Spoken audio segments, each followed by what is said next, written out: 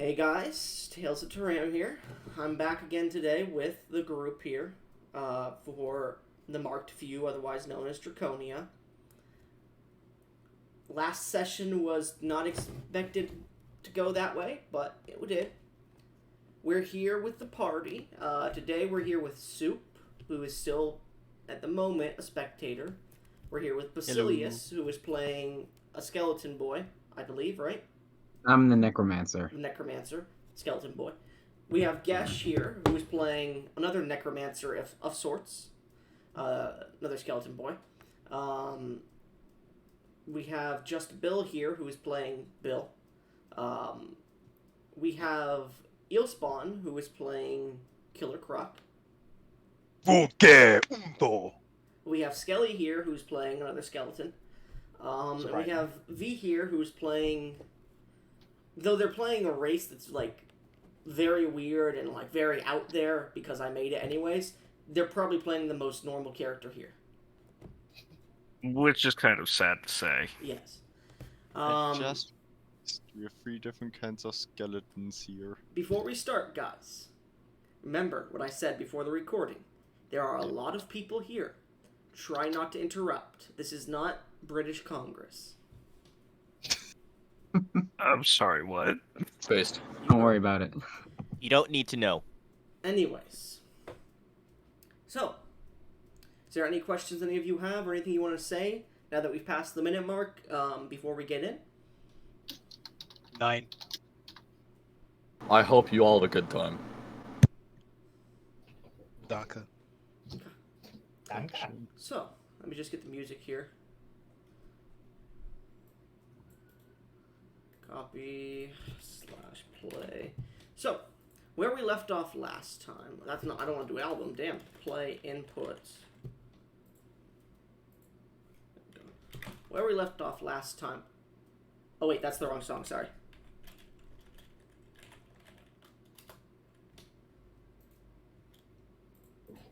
Damn. Why is my cursor being weird? Okay, sorry. Where is it? It is up here. This one. I believe it's this one. Yeah. Copy / play input. Okay. Can you guys hear that? 9. There it goes. If I turn it There up, we go. yeah. I hear it. Okay. Yep. So, where we left off last time, the party had awoken mysteriously on the airship known as the Starbreaker, having been kidnapped from their homes a month or so ago, at least. Waking up in pods after someone broke them out, a mysterious stranger, they began to attempt to leave the area. But before they could even get to the door not but 60 feet away from them, the big prostate boy's big crocodile decided to pull out a center console that was very intricate and deliberately made as a centerpiece to this hard-to-identify machine and throw it at the door. As he did so, he was shocked and thrown back by lightning, and the machine started to get ready to explode. The party managed to stop the explosion of the machine a little too well, and it exploded after a number of them had made it through the door. The skeleton fell. The party continued to move through the ship, finding items and bags of plenty of rations, their items they had been kidnapped with, and eventually fighting their way through the rooms of the ship, the next deck, fighting through what seemed to be barracks and heading towards a cannon deck. The party managed to defeat most of the enemies before exploding the cannon deck in front of them and causing the back of the ship, which had already been very injured, to start to tear off as the ship was being assaulted from all angles by members of Draconia. The party then all fell towards Draconia, where they landed in a glade or surrounding the glade in a wooded area. As they looked towards the sky, the ship fell as if fireworks were shooting off and shooting stars falling through the sky, as pieces were landing in the glade and the surrounding areas around them. They all looked to each other, strangers at once, now friends, looked at one another, and fell asleep in the surrounding forest of the glade. And that is where we left off last time, so I'm going to kick it off with an introduction I wrote. So, everyone... Oh, sorry, that's not what I meant to do. Where is it? Yeah, sorry if you hear some music in the background. I'm using a Steam app for a wallpaper, and for some reason, it's still playing, even though I'm fucking in the fucking thing. Okay. So stupid. Let me just fucking disconnect it right now. Quit. Anyways, I'm just waiting for this thing to fucking open. There we go. It didn't open at first. Okay. So, we once again find ourselves in Turam. Our view begins in the upper atmosphere, above the clouds that nestle the upper boundary between the infinite cosmos and the world of Turam itself. A peaceful view, as the sun begins to rise in the distance, the yellows and blues beginning to bathe the landscape below. Space and the sky itself seem to be filled with streams of multicolored patterns, of moving, iridescent energy that creates a design of curiosity and a spectacle within these days ending the year in Turam. As we begin to slowly descend towards the setting of our story, we push through the large quantity of atmospheric clouds. Damn, I'm just illiterate, I guess. That cast a cover over the world. Our vision descends upon an ancient and grand floating landmass. The Isle of Draconia sits below us, innumerable waterfalls cascading off the side of this grand landmass. A cityscape of metal, wood, and stone can be seen piercing the sky in the distance as we descend in the western forests of Draconia. Near the edge of this large landmass sits a long, undisturbed glade. Within this glade sits a long, overgrown, and sunken ruin within a great-sized lake spanning miles. Following the western side of this glade, up to its northern, and then down again to its eastern side, almost kind of like a bowl, sits a gargantuan, near inscalable cliffside that borders this glade. Among these cliff sides, we see, falling as if from the heavens themselves, are a multitude of waterfalls glistening in the morning light, feeding into the lake and the widened river that rushes to the western cliff side of Draconia.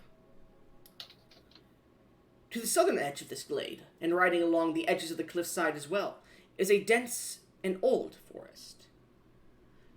Roots push through the dirt, and the boughs of the trees are not just green, but they have many different colors to them, even in winter, which is strange to anybody who would look upon them, as if the seasons are controlled here, or they differ depending on what Draconia needs. Where is it? Though seemingly untouched for a long period of time, this glade, we could see wreckage of an iron floating ship blown to pieces and scattered amongst it, and the surrounding miles of forest, as small pyres of smoke and flame seem to billow upon the treetops and below. Within the cusping boundaries of these wooded lands, sitting in dew-covered vegetation, next to rocks and tree roots, as bugs scurry away and small squirrels tilt their heads to see what's going on, lies a group of strangers turned allies, but not the night before. A crocodile of extreme size and build, whose very steps shake the earth below him. A human man whose words inspire those around him to achieve greatness.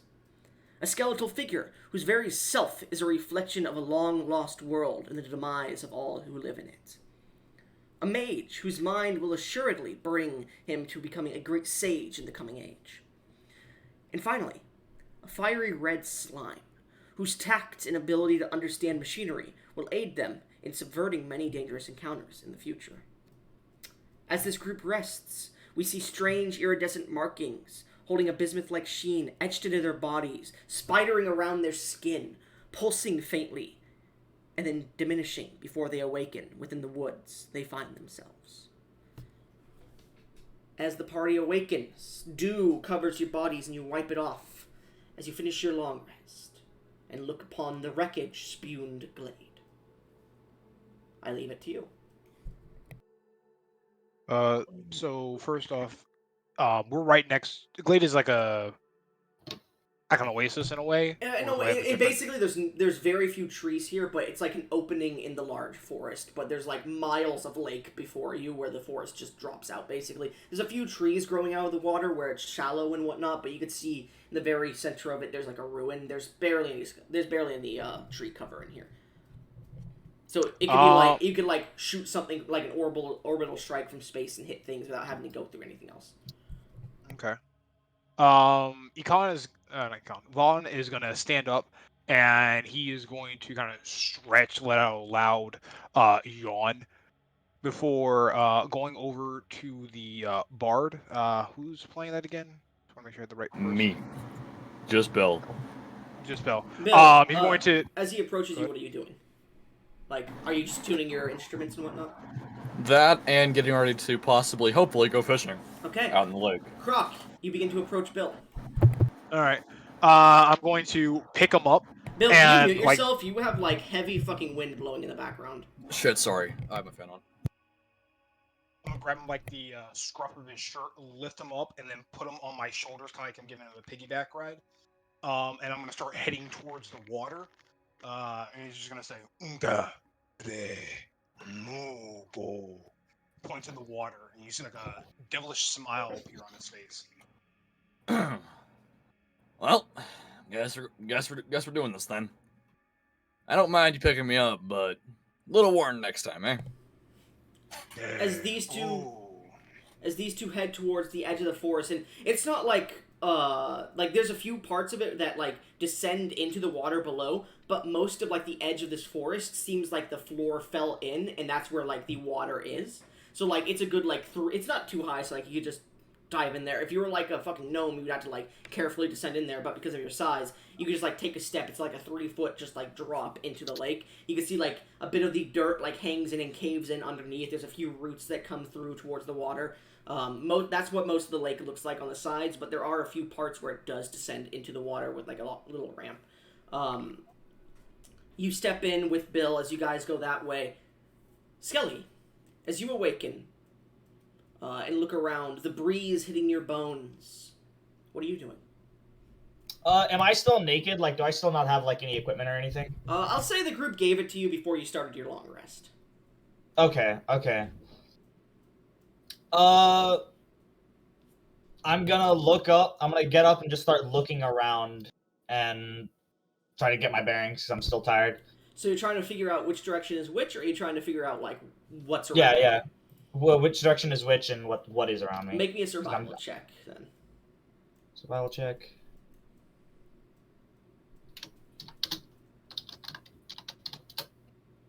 $22. 22. As you look around, you can tell that you're probably, just from what you saw when you were falling, you're on the western side of the island, and you have the general direction of which way is north, east, south, west. I will say, looking up to the sky, the island doesn't seem to, like, shift and turn. It seems to just stay as it is at the moment. You're unsure if that's how it works or if, like, it will shift and turn. But at the moment, you're on the western side of the island, and looking at the sun and where it's rising and everything, because it's, like, really early morning, yeah, the western side of the island is facing west.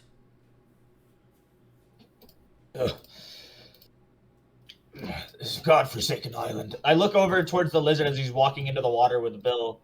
Where are you going? I'm gonna stop, turn to him, point towards the water, and say, "Gonto." And I'm gonna sort of like tap myself on the stomach before moving in deeper into the water. Mort, are you away from your mic? Because you're kind of low. And I have you at 167, man. Oh, my bad. Can you hear me? Yeah. Much better. Yeah. So basically, he's going to point to the water, say something, and then he's going to pat himself on the stomach before proceeding to go even deeper into the water. Vaughn is trying to look for the deepest part he can find. Okay, well, I'll get to that in a bit. So, Skelly, as you ask this of them, and, like, this is going on between the three of you. I look really... Wait, I'm sorry, go ahead. Chiron, V, what are you two doing? Well, as Virus gets up, first thing that they're gonna do is just take a few seconds to don full plate armor because, yeah, I can do that in just like 6 seconds. I'm gonna flavor it here really quick. Like you're out of your armor, and as you wake up, you just like step to your armor, and you just like turn into small pieces and just into it, and then the armor starts moving. Even though that's not how the race works, even though that's not how the race works, I'm gonna flavor it that way. That's cool, but just don't. It's just funny because it works together with everything. So Yeah. Just Iron Man suit. Anyways, you start to get armored as continue. They're gonna stretch, flex all their fingers, make sure all the joints are still working as they should for walking over to the water. And what are you doing in the water, my big lizard friend? As you begin to ask this question of them, and you're joining in on the conversation, I'll say, as you're hearing this, Chiron, what are you doing? It's been a while since the ship was destroyed. It's been like 8 hours. Yeah. Actually, in technicality, a lot of you needed to sleep quite a bit, so it's been more like 12 hours. Yeah. Morris will get up, stretch, and then if there's anyone around, maybe the skeleton. Skeleton. We might as well search for wreckage. Anything useful could be retrieved. It'd be useful for us to plunder any booty now. I will remind you, there are parts of the like metal ship like pieces that are like inside the watered lake that used to be for you, including the piece that both the mage, well, not the mage, because the mage fell off, but the one that the slime managed to stay on as it descended and hit into the water. I will also say, you guys do see Bill, he said his name was, has that large chest strapped to his back. Like he's carrying it. But as you speak this towards your friend, you start to see like pieces of the debris floating in. You see pieces of it stuck in the tree. You can see like pyres of smoke, as I stated, in the distant forest where you assume some of it fell, probably. I haven't seen this much wreckage for a couple 100,000 years. That's quite the statement. I'd love to quiz you about that at a later date. However, I just want to say something really quickly, just so you guys are aware. The Starbreaker, from front to end, was probably like 3,000 feet long. It's like this. It was the size of a small village, at least.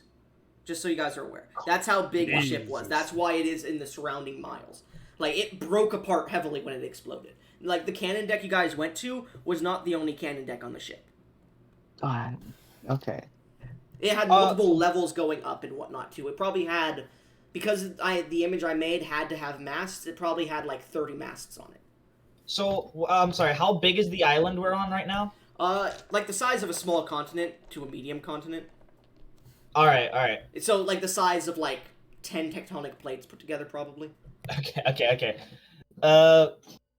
And we're currently on the beach right now, right? No, you're in a forest, but it looks like this part of the forest, maybe sometime in the very distant past, something fell from the sky or something that caused a small crater, where the lake then formed at. Okay. You're unsure what caused it, but, like, there's no beach here. It just drops a 3-foot drop into the water. But there are some descendants down if you wanted to go down. Okay, so I had like the entirely wrong mental image. That's fine. So I'm gonna start walking. I'm gonna start walking just a tad bit into the forest. And by the way, Skelly, that's fine. I just gave you an entire description. Yeah. Anyway, so you're gonna walk into the forest and look for what? I'm gonna start looking through any wreckage I find and investigating for anything useful. Right, make me an investigation check as you walk to the forest as I'll give you the Necromancer. help, You're gonna walk with him the opposite way of the rest of the group. Okay. Yeah, they're better. He's better off with at least one person than alone, and Skelly, I'm giving you the help action. Roll with advantage. Yeah, roll with advantage. She's giving him help. Oh, all right. So roll again. If you have dice, you can roll outside. So if you get really lucky multiple Dirty times, I'm having you roll in chat. What'd you roll? Dirty 20. Okay, we'll get to you in a second because that's going to take you a while to investigate. Okay. The rest of you, as you begin to walk into the water, as you start to come up as they're ending their discussion. I'll give you the floor, guys. So Vaughn is going to try and look for the deepest area he can find. And as he does get close to it, he is going to dip his head under the water to see if he can see anything of significance. I'm assuming some large chunks of the ship might be underneath there. Other people can scavenge the area outside of the ground, but Vaughn is going to try and go for stuff that other people can't reach. So remember, this is like a 3-mile wide lake here, at least. So you step in and you assume like it's gonna get deep and whatnot, like you're used to the marshes. Mm-hmm. You step in and you look down, and it's not even above your ankle, and you start to walk, and this seems to go up and down just a little bit, like a few inches, for like the next 300, like maybe not 300, 150 feet, and then you can feel like divots that start to get deeper in the lake and whatnot. But you're like, that's strange. That's like an even lake bottom basically. And what you're feeling is not hardened dirt or like what you assume a floor bottom would be. You feel stone. Ooh. I'm gonna take my claws and kind of rake them across the ground to see if I can like pick up anything. I'm trying to think if it's a stone or if it's like just one big slab. As you rake them across, it feels like a chipped slab. Like, it feels even, besides like the small little indents in it that probably are just from over time. It feels like this was intentionally placed here. I'm gonna grab the music man off my back and place him down into the water. Alright, music man, you're up to your waist, because Mon's fucking huge. What are we doing? Oh, there, no. We'll put my hand down in the water and rake my claws against it again. And I'm gonna rub my fingers together, my thumb across my fingers, like I'm trying to feel the texture of it, and just for him to do the same. I'll say, as he rubs his claws across it, even from the muting of the water, you guys watch as like these musical notes just start to float around Bill and then enter into his ears as you hear the scraping of stone, Bill. Huh. That's odd. You don't see this, you just hear it. Everyone else sees it, which is weird to them. That's quite odd. Odd is a word for it, indeed. Virus, you're like 200 feet away from this at the moment. Ah, I assume you're not walking in the water at the moment, right? No, I'll be heading back towards it as I see this, mind you. Yeah, no problem. You begin to walk towards it and get down like to the edge, and you start to look down. Anybody have a passive perception of 16 or higher? That's here. 14. Let me check. Prostate boy, do you? Nope. Let me double check. Where's my character sheet? No, if I believe correctly, wisdom doesn't increase with it, right? No, I don't have it. Okay. What about, hold on. Oh wait, no, yeah, you're the only 3 there. Yeah, as you look down and try to feel it, it feels like a slab of stone, but you can't really make out any details through the water. The water looks clear, just all the debris from the ship that you can now see is like floating in here. Some of it are in the deeper parts that are like just jutting out. Some of them like hit the trees that are in here, and the trees that are in the water have like burnt through the night, and you can see they're charred now, like on parts of it.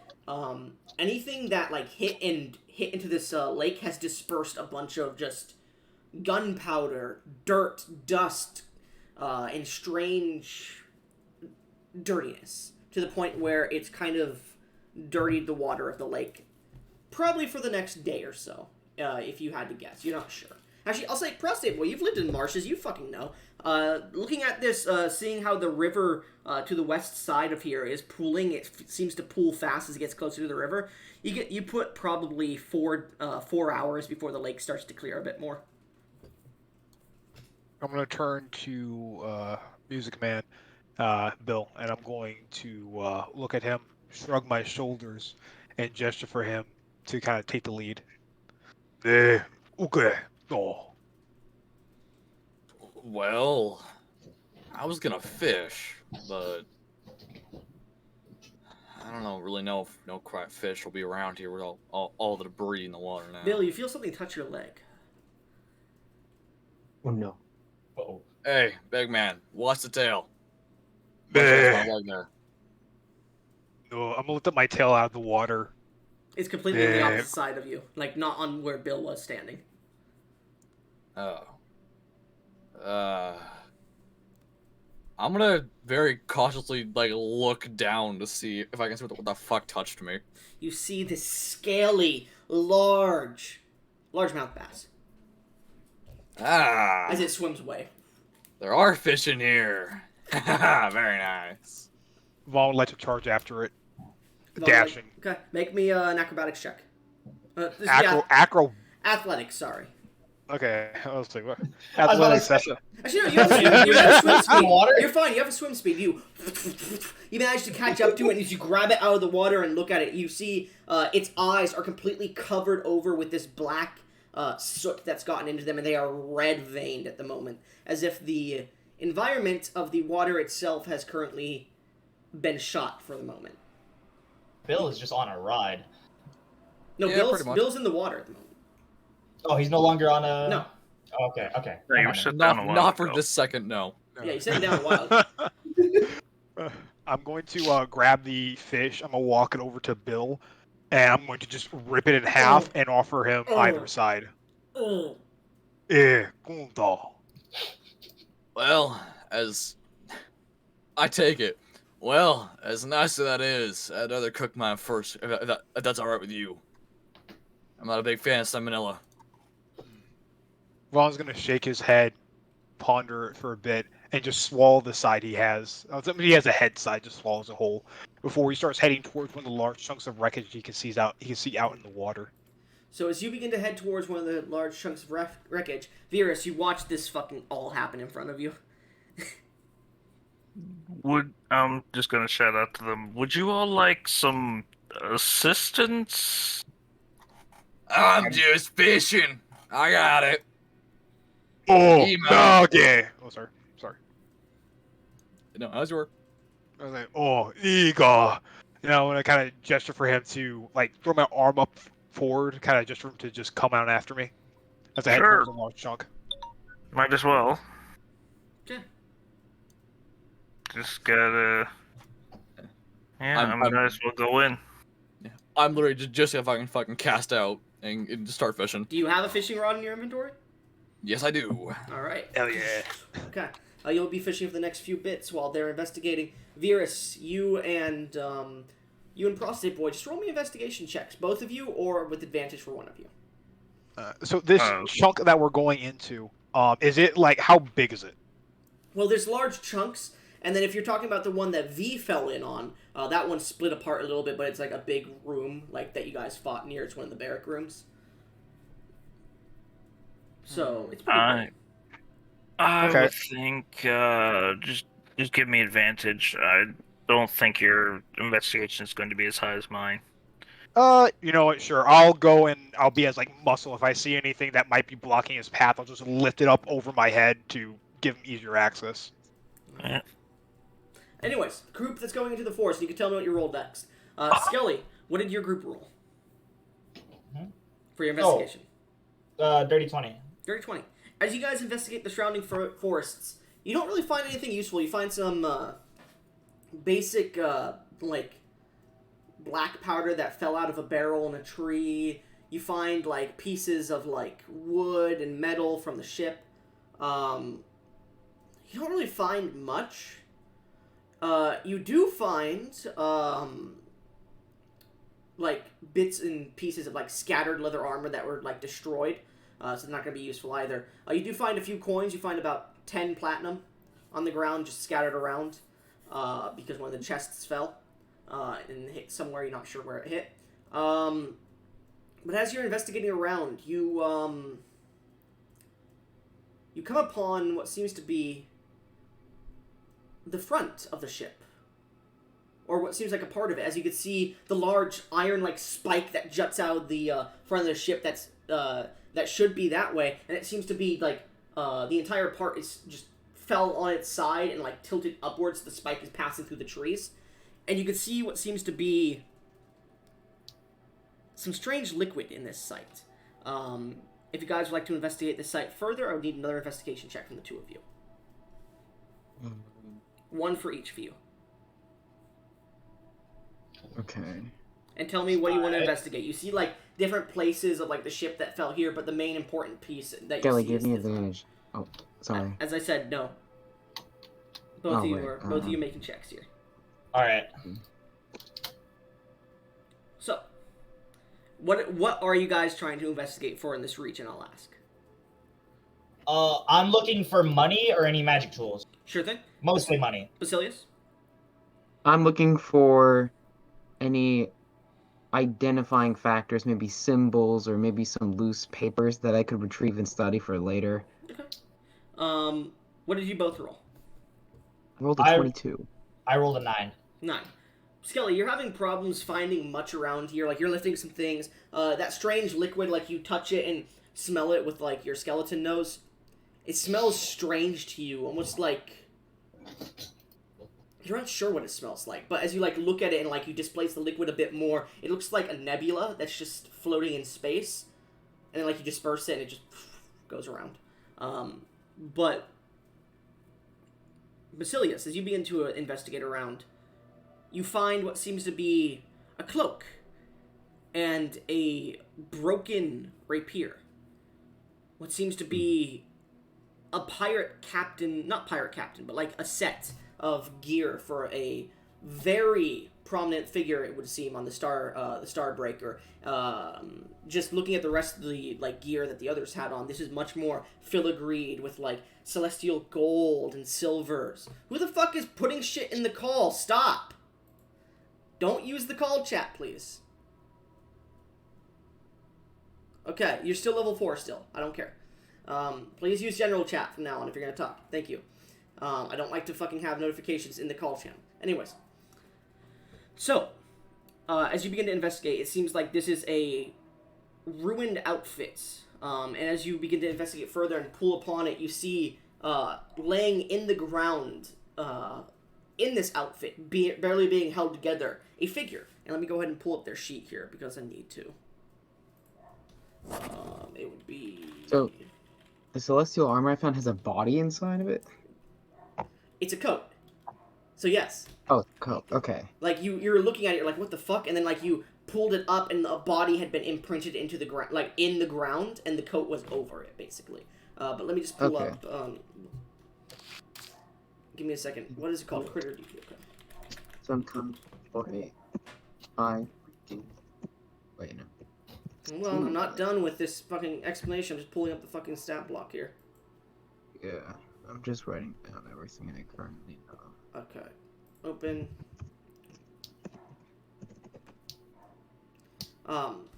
This beautiful, like, pauldrons on the side, 2 of them that are made of cloth, I don't know what they're called, capulets, I think, that fall down into a cloak and streams of silk behind it, and then with 2 buttons put into the top of it. It seems to pour down. You see a large hood and a secondary, like, almost the bottom half of a toga, almost, like, just for around the waist, a skirt, I guess, for lack of a better term. And you see the individual, as you pull it off and, like, step back for a second, stands up. A similar look to the people on the Starbreaker you fought. This beautiful celestial body, almost like space and a cosmos itself swirling through their body with bismuth, or iridescent, I should say, kind of markings that spin around their body. As you do so, he stands up and you can see his body is heavily shattered in parts of it, almost like glass. Large spidering glass-like veins, large holes where it's like something pierced straight through him, about 17 of them upon his body. And you can see like yellow, gilded blood. It's just dripping as it hits the ground. It coalesces into these like quartz-like yellow, almost icicles on the ground. As he stands up, you see him pull out this beautiful rapier he's holding. It has a golden handle, and it comes up to a handguard, and then a secondary handguard about a few inches above that, and it has this bismuth kind of blade to it, but it's broken. And it looks at you as it stands up and points at you as you begin to watch on your body the bismuth markings start to shine. I need you to make a charisma saving throw. Shit. So +2. 16. All right. You feel this sense as you feel your body wells up and cannot move. And as this creature starts to approach you, you're watching this from behind Skelly as you're like trying to figure out what the fuck's going on. You watch as he holds his hand out, his right hand, and he just approaches very slowly towards your friend. Chiron, in your mind, you don't really hear anything, but visions pass by you in your mind. A warrior, powerful, fighting, losing, becoming a captain, working, ascension.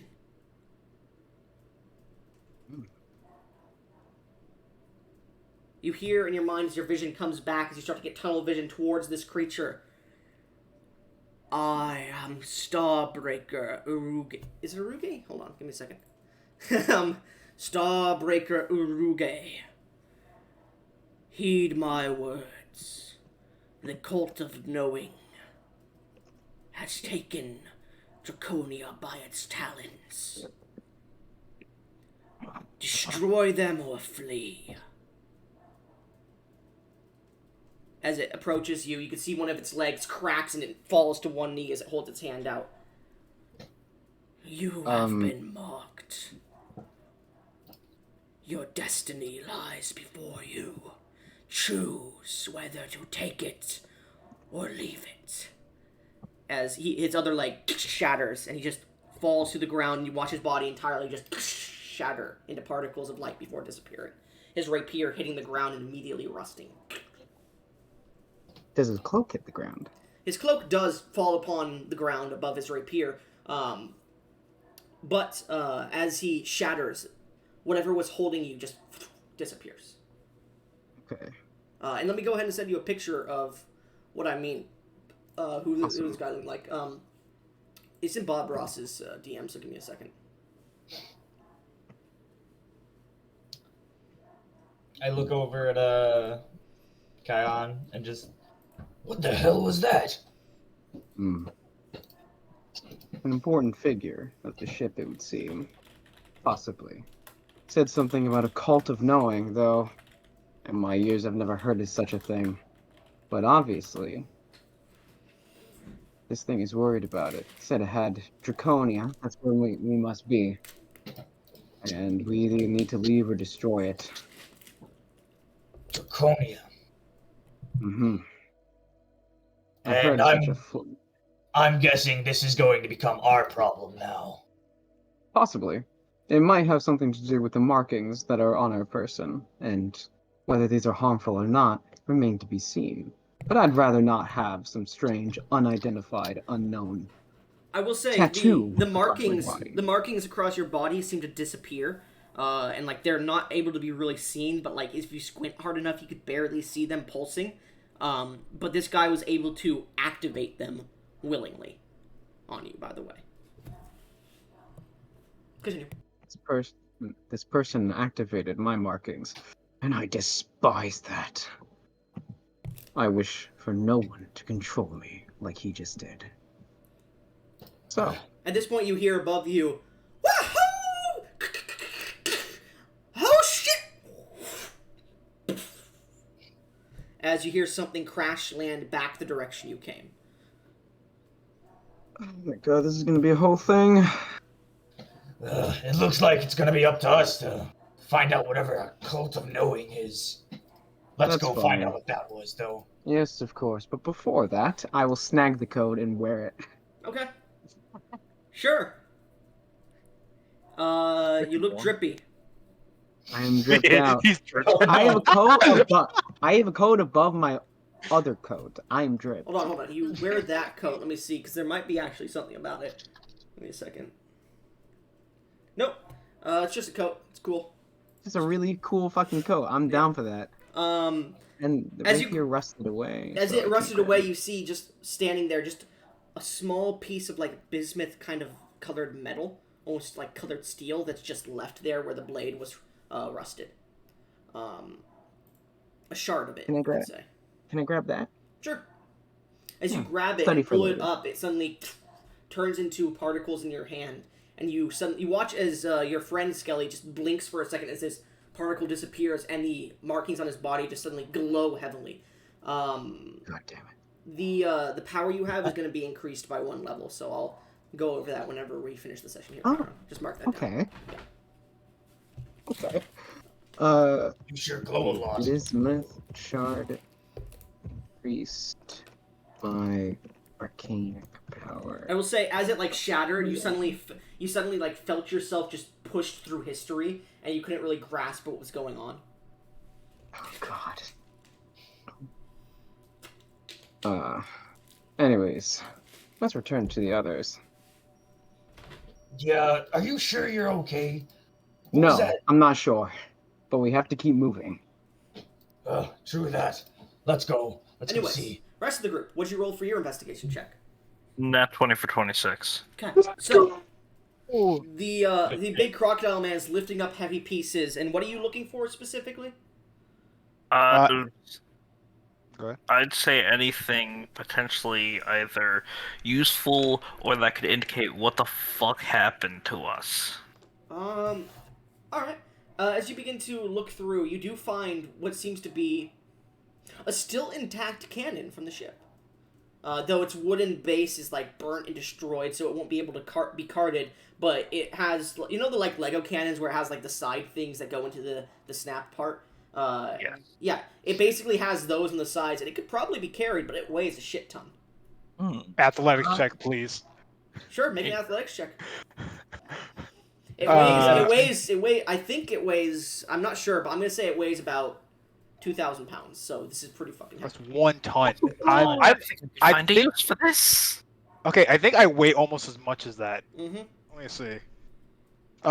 You know what? Question: if I rage to get it up and on my shoulders, will I have to constantly rage in order to carry it, or would I just be able to? Every lug it few around? hours you would need to make a strength check, and if you failed, you would get You get a point of exhaustion. Ooh. If you cannot carry it, of course, that is quite alright, but... I will say this cannon is beautiful. It's slick black like the metal pieces. It has like very geometric, sharp angles to it, like fins on sides of it. And it has this like same bismuth like sheened coloration through tubes that seem to connect to it on different points. It definitely feels magical in creation. Okay, Even still, I would love to put that on something. I don't know what yet, but something. I will say this cannon looks a little bit bigger than the one you saw on the cannon deck. Is there any way I can? Is there like any rope or any? Does anyone have any rope we can like? You could ask. Stitch together? You have 2 other people near you.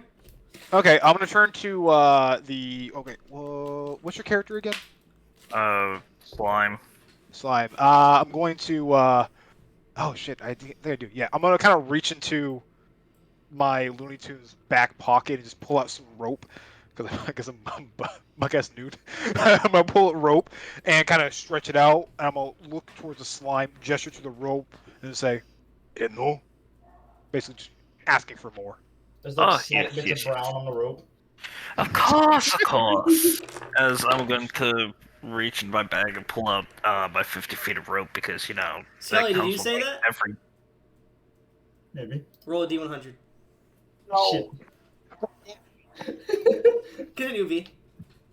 I'm going to pull out 50 feet of rope because, you know, every pack comes with 50 feet of... Oh, Jesus Christ, that's a 7. I rolled a 7. Okay. But yeah, you pull out your 50 feet of rope and you guys tie it together. I will give you advantage on trying to carry the cannon. Okay. So let me just double check. 2 + 6. And I will say this. If you fail the checks, it's going to cost 2 failed checks to instead give you a point of exhaustion instead. So like every 2 hours or so you'll have to roll, but... Fair enough. It's better because you're holding it with your weight rather than... Oh my god, I got an 11! So, as you pick it up and you're holding it, suddenly you feel that stone slab underneath you where this cannon fell just cracks and your leg falls through the stone slab as if there's like something hollow underneath it, and you drop the cannon and it hits you as you suffer as it falls on you and then just falls through the crack where your leg is. Your leg also gets pierced by it, so it's going to be heavy. You suffer 22 points of bludgeoning damage, and you're not raging, so... All right. As you question- feel your leg get like pulled and turned, I need a strength saving throw, please. Gotcha. Give me 1 second. I just gotta adjust my health bar real quick. Is his leg about to get ripped off? No, his leg's I about swear to to God. break. Bro, I become a peg leg crocodile alligator. Let's go. Nah, Okay. I'd need that in my pirate crew. So as the stone breaks below him, Veers is going, interesting. So it's hollow.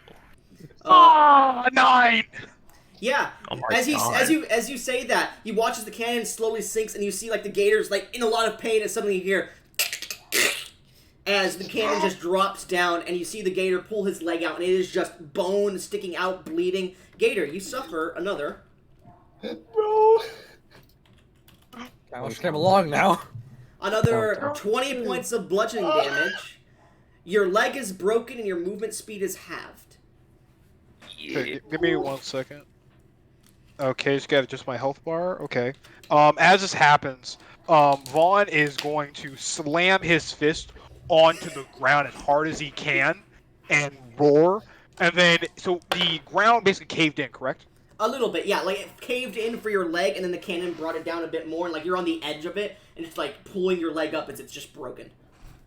Is like, how far, is the cannon still, like, visible, or did it just No, it go down to tumbled, the abyss? it tumbled down, and you can, like, looking down, the water is just pooling in now, and you're having to hold on because the water is pouring heavily into this point. And it Okay. seems to be continuously pouring, which means it's a wide space. But you can look down and just barely, clear water's coming in. You can just barely see where the cannon hit, and it's starting to fall back down to a point where you can't see underwater, but there is definitely a surface about 50 feet down. Alright. You're unsure. Vaughn is going to basically get onto, like, all threes. He's gonna have, like, one leg, kind of, like, hanging off to the side, and I'm going to look towards the slime, look towards my leg, and say, "No, kind of asking, you got any healing, buddy?" He doesn't know that. He doesn't fucking know that. You just say, Anarchy, because you don't fucking speak common for some reason. That being said, it's not that hard to figure out what he's Yeah. trying to ask me. Yeah. So if you give me just a second, I believe. Let's see. Magically produce one set of artisan's tools. Let me see something here. I really wish I came along now. One healer. Bill, you're seeing this. You're seeing this like 300 feet from you. Oh, Like, I'm gonna go over them. Fucking. I mean, Bill, as you're about to step over, suddenly you feel a tug on your fishing rod. What's more important? Go for the fish. Go for the fish. Go for the Go for the fish. I'm gonna go for the fish. Land it. Make me an athletics check. Do it. Let's go. I'm going I'm gonna fucking to. land this fish and go save my boy. Hey. Not It'd 20 be right now. 20! 26. Let's go. You pull and pull out this large, lengthy electric eel that lands, good. that lands on top of you. That lands on top of you. Make me a con save. Is it? No, this is great. Well- This is sashimi. Fucking true. Sashimi. You gotta get it. You gotta get it. You guys are about to die to fucking environmental shit, guys. 14? Yeah, it's a slight shock. You take 1 point of lightning damage. Oh God. Well, go save my boy. You take the eel and put it in your bag as you continue to walk over to your boy. Alright. Yes, Utilizing a few of the tools I would have created. I've created the smith tool specifically. Could I do a makeshift splint, or at least try to? No. You would have to have materials to do that. Well, And I you're in have the middle of a broken fucking pieces lake. of a ship. I have broken pieces of ship and some. You're gonna have to Stone. take some time to do that. You can't just immediately do it right now. Like, it's gonna take you like a few minutes at least to make a splint to do so. Yes, but you can't. That's fine. Okay. I'll start working on that then. Make me this should be a medicine check, and I'll give you your proficiency if you're not proficient already. You said the bone was like sticking out of his No, leg, like right? his bone like shattered into pieces, and there are shards of it sticking out of his leg. No. You need a doctor. No. Make me a That con is- save, prostate boy, as you are bleeding. Oh. Let's see. God damn. Plus 3. So. For my medicine check, I got a 16. 16. All right, Yep. it's gonna take you a minute or 17. two, but you can scavenge enough to do so. That's good. That's good. Prostate boy, you managed to staunch the blood flow for a bit, enough for Bill to get over to you. Bill. Yeah, immediately I'm gonna. It won't do much, but I'm gonna do something about So it. Bill, remember, there's shrapnel-like bones sticking in parts of his leg. Yeah, Healing magic closes wounds. Yeah, I know. This is what I'm doing though, and it's gonna be. Well, Doesn't regenerate bones. I know. I just really hope this lizard doesn't see like Bill trying to put the splint on him and is like, "Ooh, it hurts," and it just like I smacks him. am going to pretty much. If he's not already on his ass, I'm gonna fucking gesture him to fucking sit down, and yeah, I am going to attempt to first get any debris out of the fucking leg itself, and then just Okay. do my best. Remember what I just told you. It doesn't regrow bone. I know. It is. So- The I know. debris is bone. I was just Oh. wondering if there's any like wood or shit in the No. wound. Sorry. Yeah, I'm gonna. Yeah, there's bone in the wound that you should probably remove. So, damn. Mm-hmm. So you said magical healing only closes the wound, correct? It doesn't restore blood. It doesn't restore bones. It doesn't restore muscle that's lost. It just closes the wound and heals you. So, I would have to basically I'm gonna be crippled for a good couple. You would sessions, need right? regeneration or some other higher tiered magic to be able to fix it immediately. I would say casting a spell of 3rd level or higher for a I was healing hoping spell less. would do so. Yes.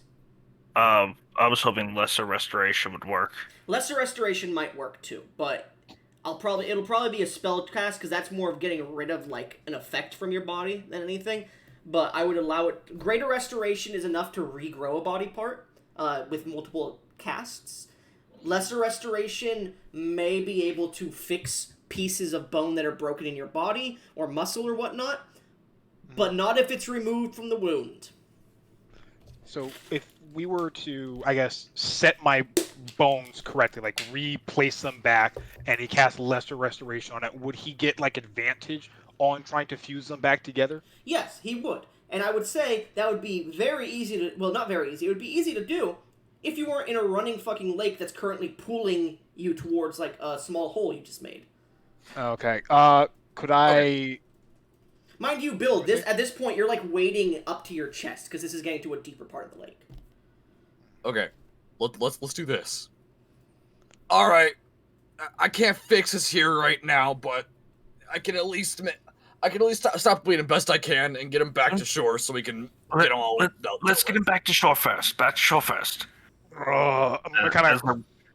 I'm gonna try and let him hobble on me if he can, lean on. I me. would not recommend Bill, make a it, bro. strength saving throw. Make a strength saving throw. I weigh almost weigh a ton, man. Yes, this 12-foot tall gator man that weighs 1 ton, yes. I mean, I'm pretty strong. I'm a plus at athletics. I'm pretty strong. Can I give advantage if I try and support myself on my other leg, my tail? Sure. Okay. Third, I guess. That's more like 4th leg. But What do 20 plus 2 for saving throw for athletics. And then please roll good. I don't want him to fucking crush me.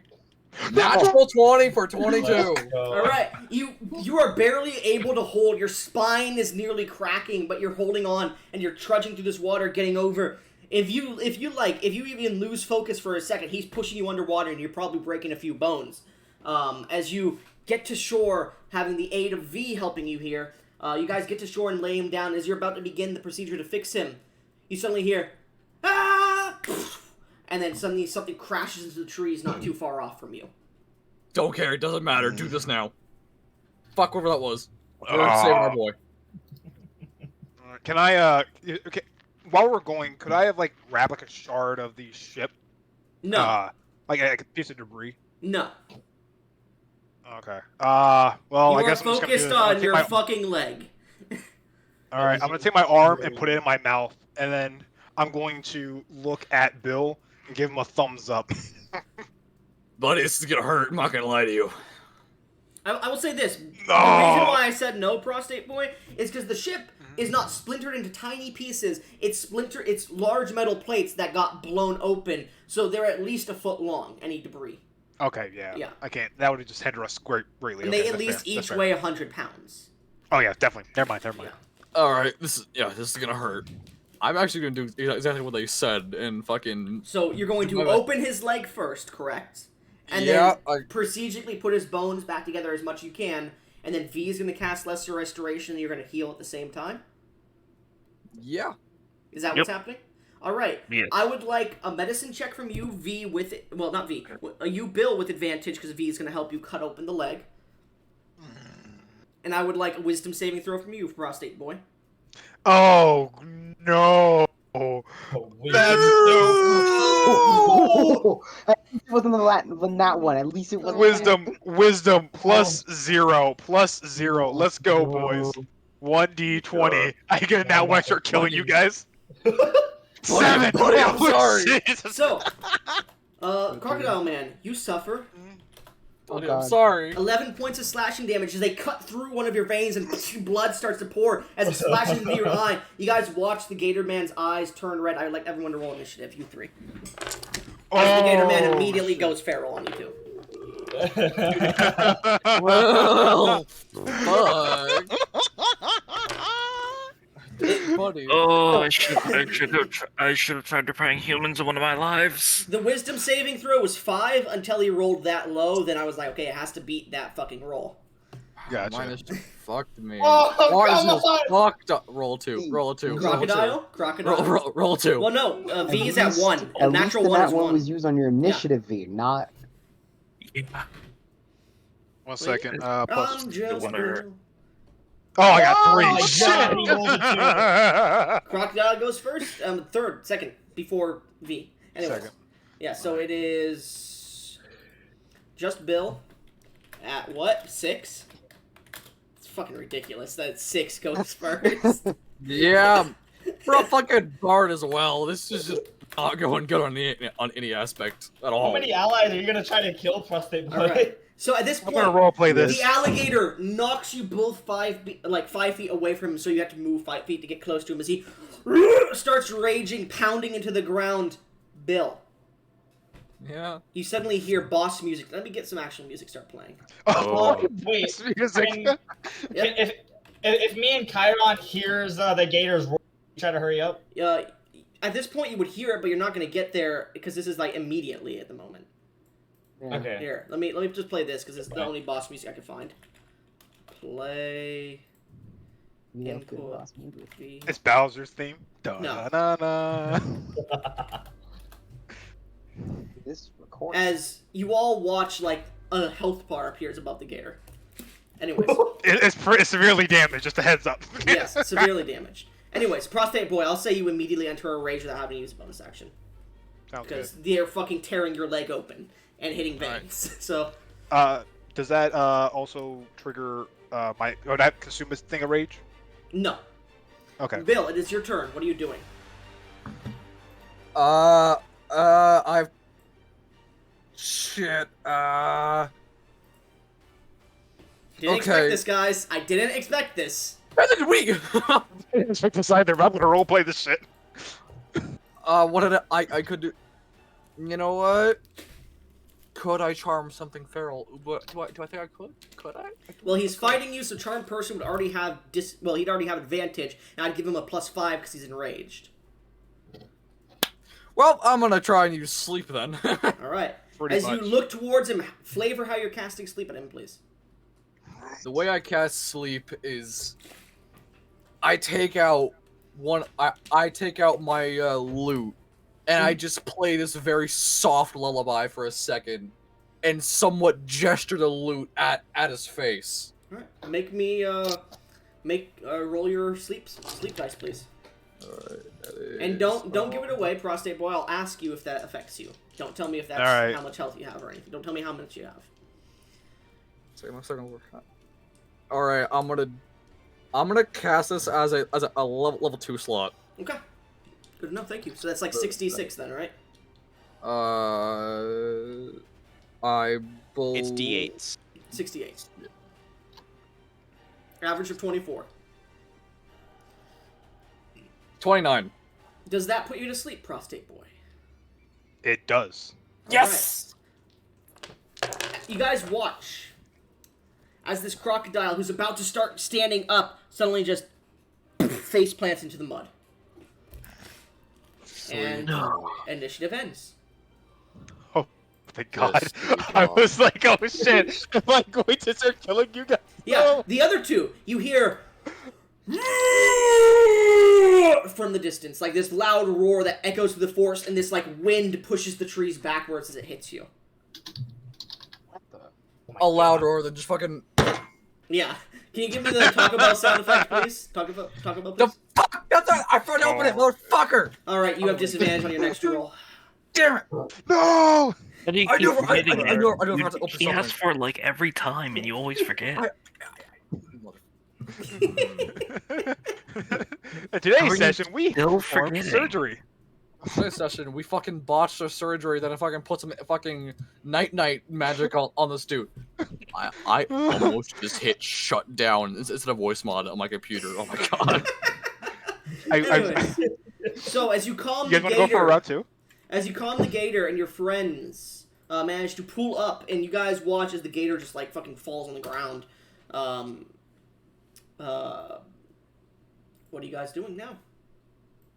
Round two. Round 2. Let's try this again, I suppose. Okay. Player to player, maybe like have each of you like holding down a limb. I will say this: There's like 'cause what, four? You have all 4 of you here now. I would say, with advantage and a +10 on the medicine check, because you are now holding him down and keeping him steady. Alright. I will say this: it will wake him up as soon as you start cutting. Okay. Was So, save am again? I adding that +10 to my already +4, or just... Well, yes, just you're adding the +10 extra, but it's an advantage because you're getting help too. Alright, so 1d20 plus 14, I believe? And then... 30. Okay. Oh, thank God. So, you manage to deftly cut it open in one slice, pull the bones in before he awakens, and put them together as they're now in the form. Gatorman, you wake up. You feel sore.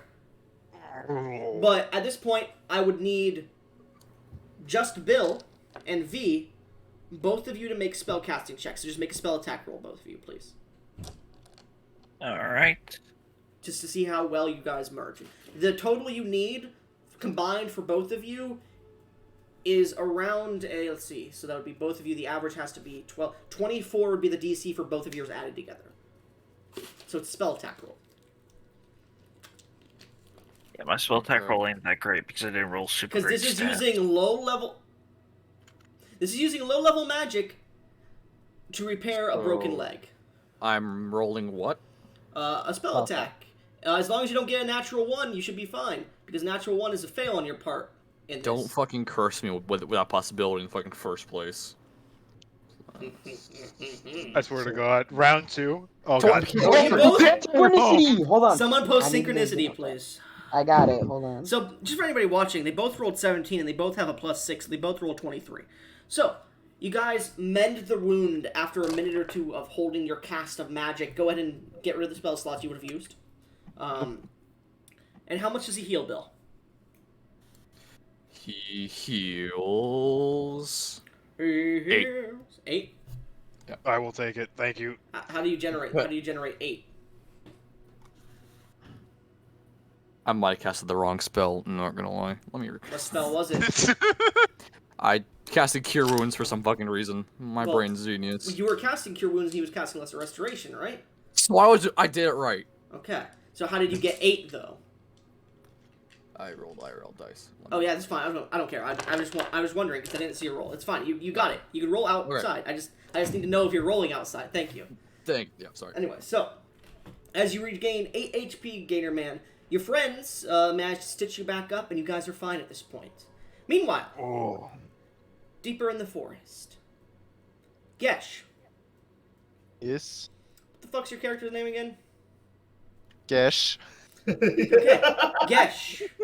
You awaken, and you feel yourself slow. You awaken to a loud roar, and you start swinging. And you're like, "That's weird. Why is my vision? Why is the forest floor moving?"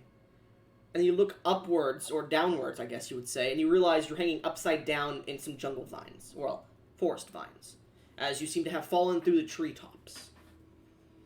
As you look down, up, whatever you call it, towards the floor, you could see another individual has been caught too. This like gnomish individual who's like caught in a bunch of them, and she looks over and goes, "Hey, hey, hey, you!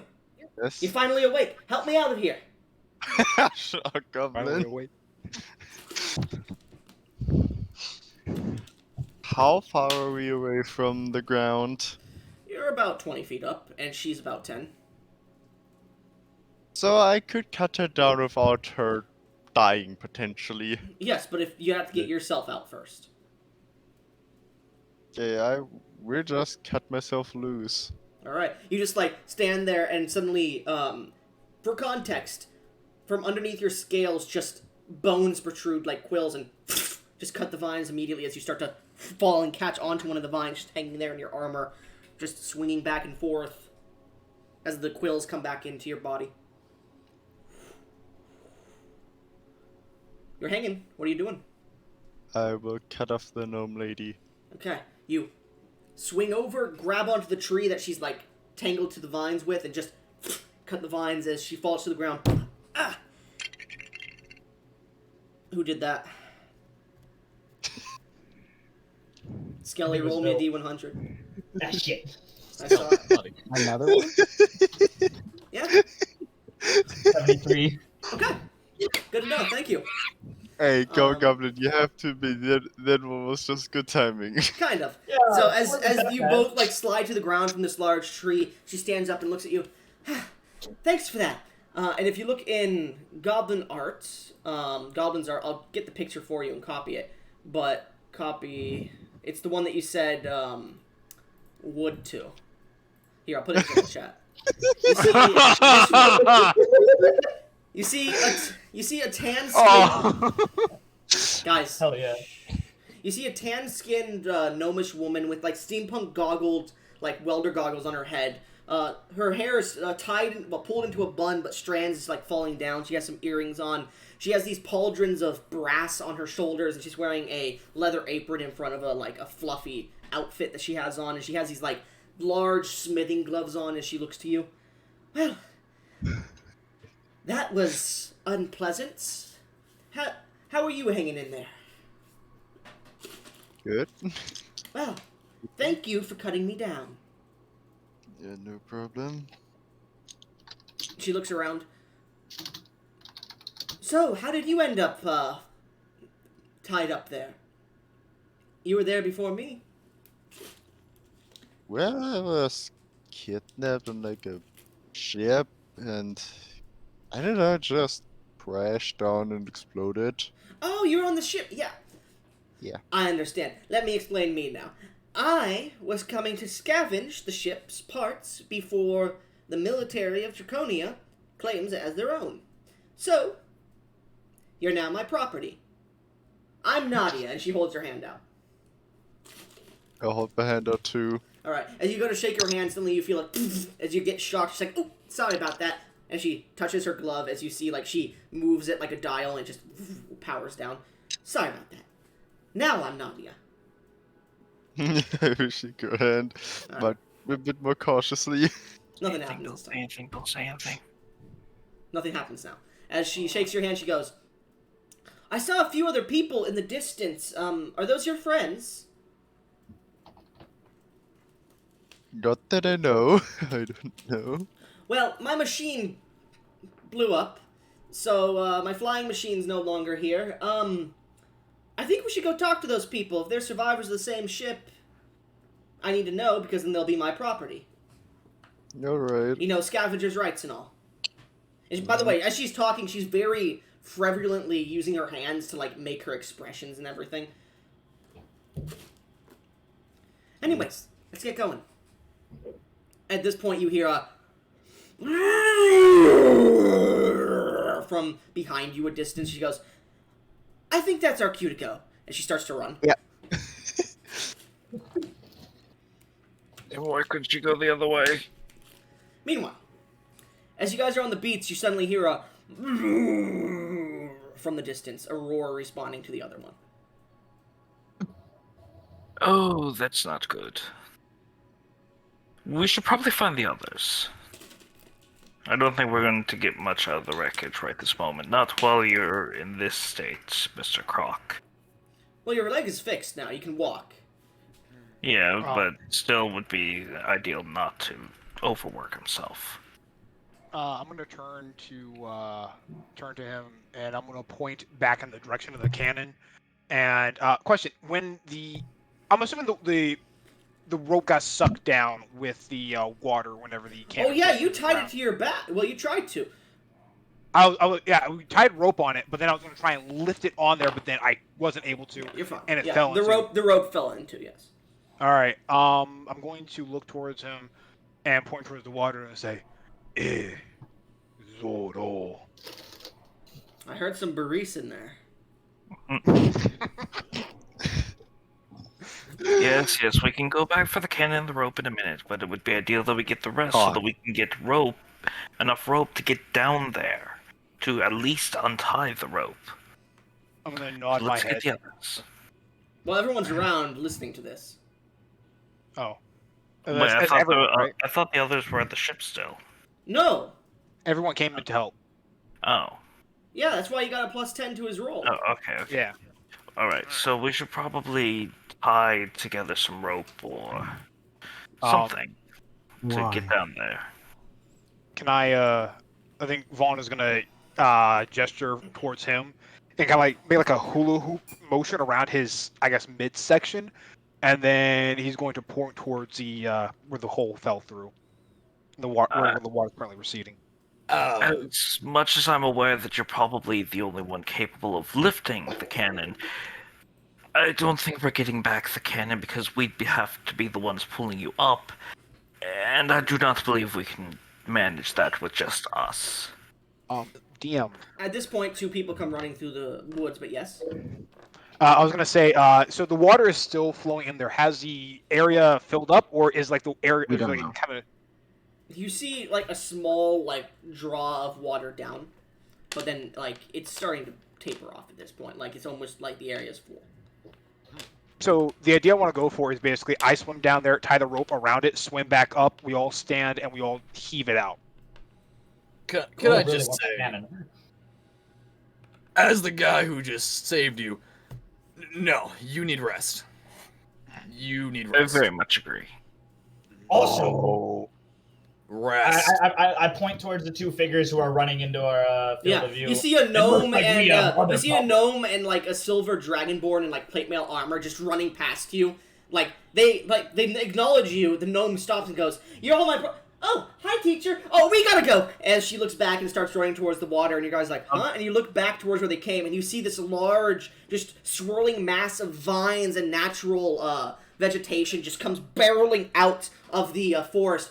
As it seems to be swirling as like small bits of fire burst across its body. I'll say the only one who knows what this is would probably be Chiron, because he is actually, who's trained in Arcana? I am. Okay, are either of you trained in nature as well? Let me double check. No, not nature, but I do have a +3 to it. I don't. I have a +5 to it. Okay, so Chiron and V, you immediately know what this is. This is a shambling mound, as it comes rushing in, and it seems to be approaching whatever that noise was. You guys have a few seconds to run away from it, or it's going to get to you. I say we run, as I'm going to start. Let's go. I'm going to start following Nadia. Let's follow our student. Let's go. As you all start to run into the water, I would like you all to make athletics checks, please. This is a group athletics check, so everybody needs to roll, and depending on if you succeed or fail... You said we're running into the water? Yeah, into the lake. Shit.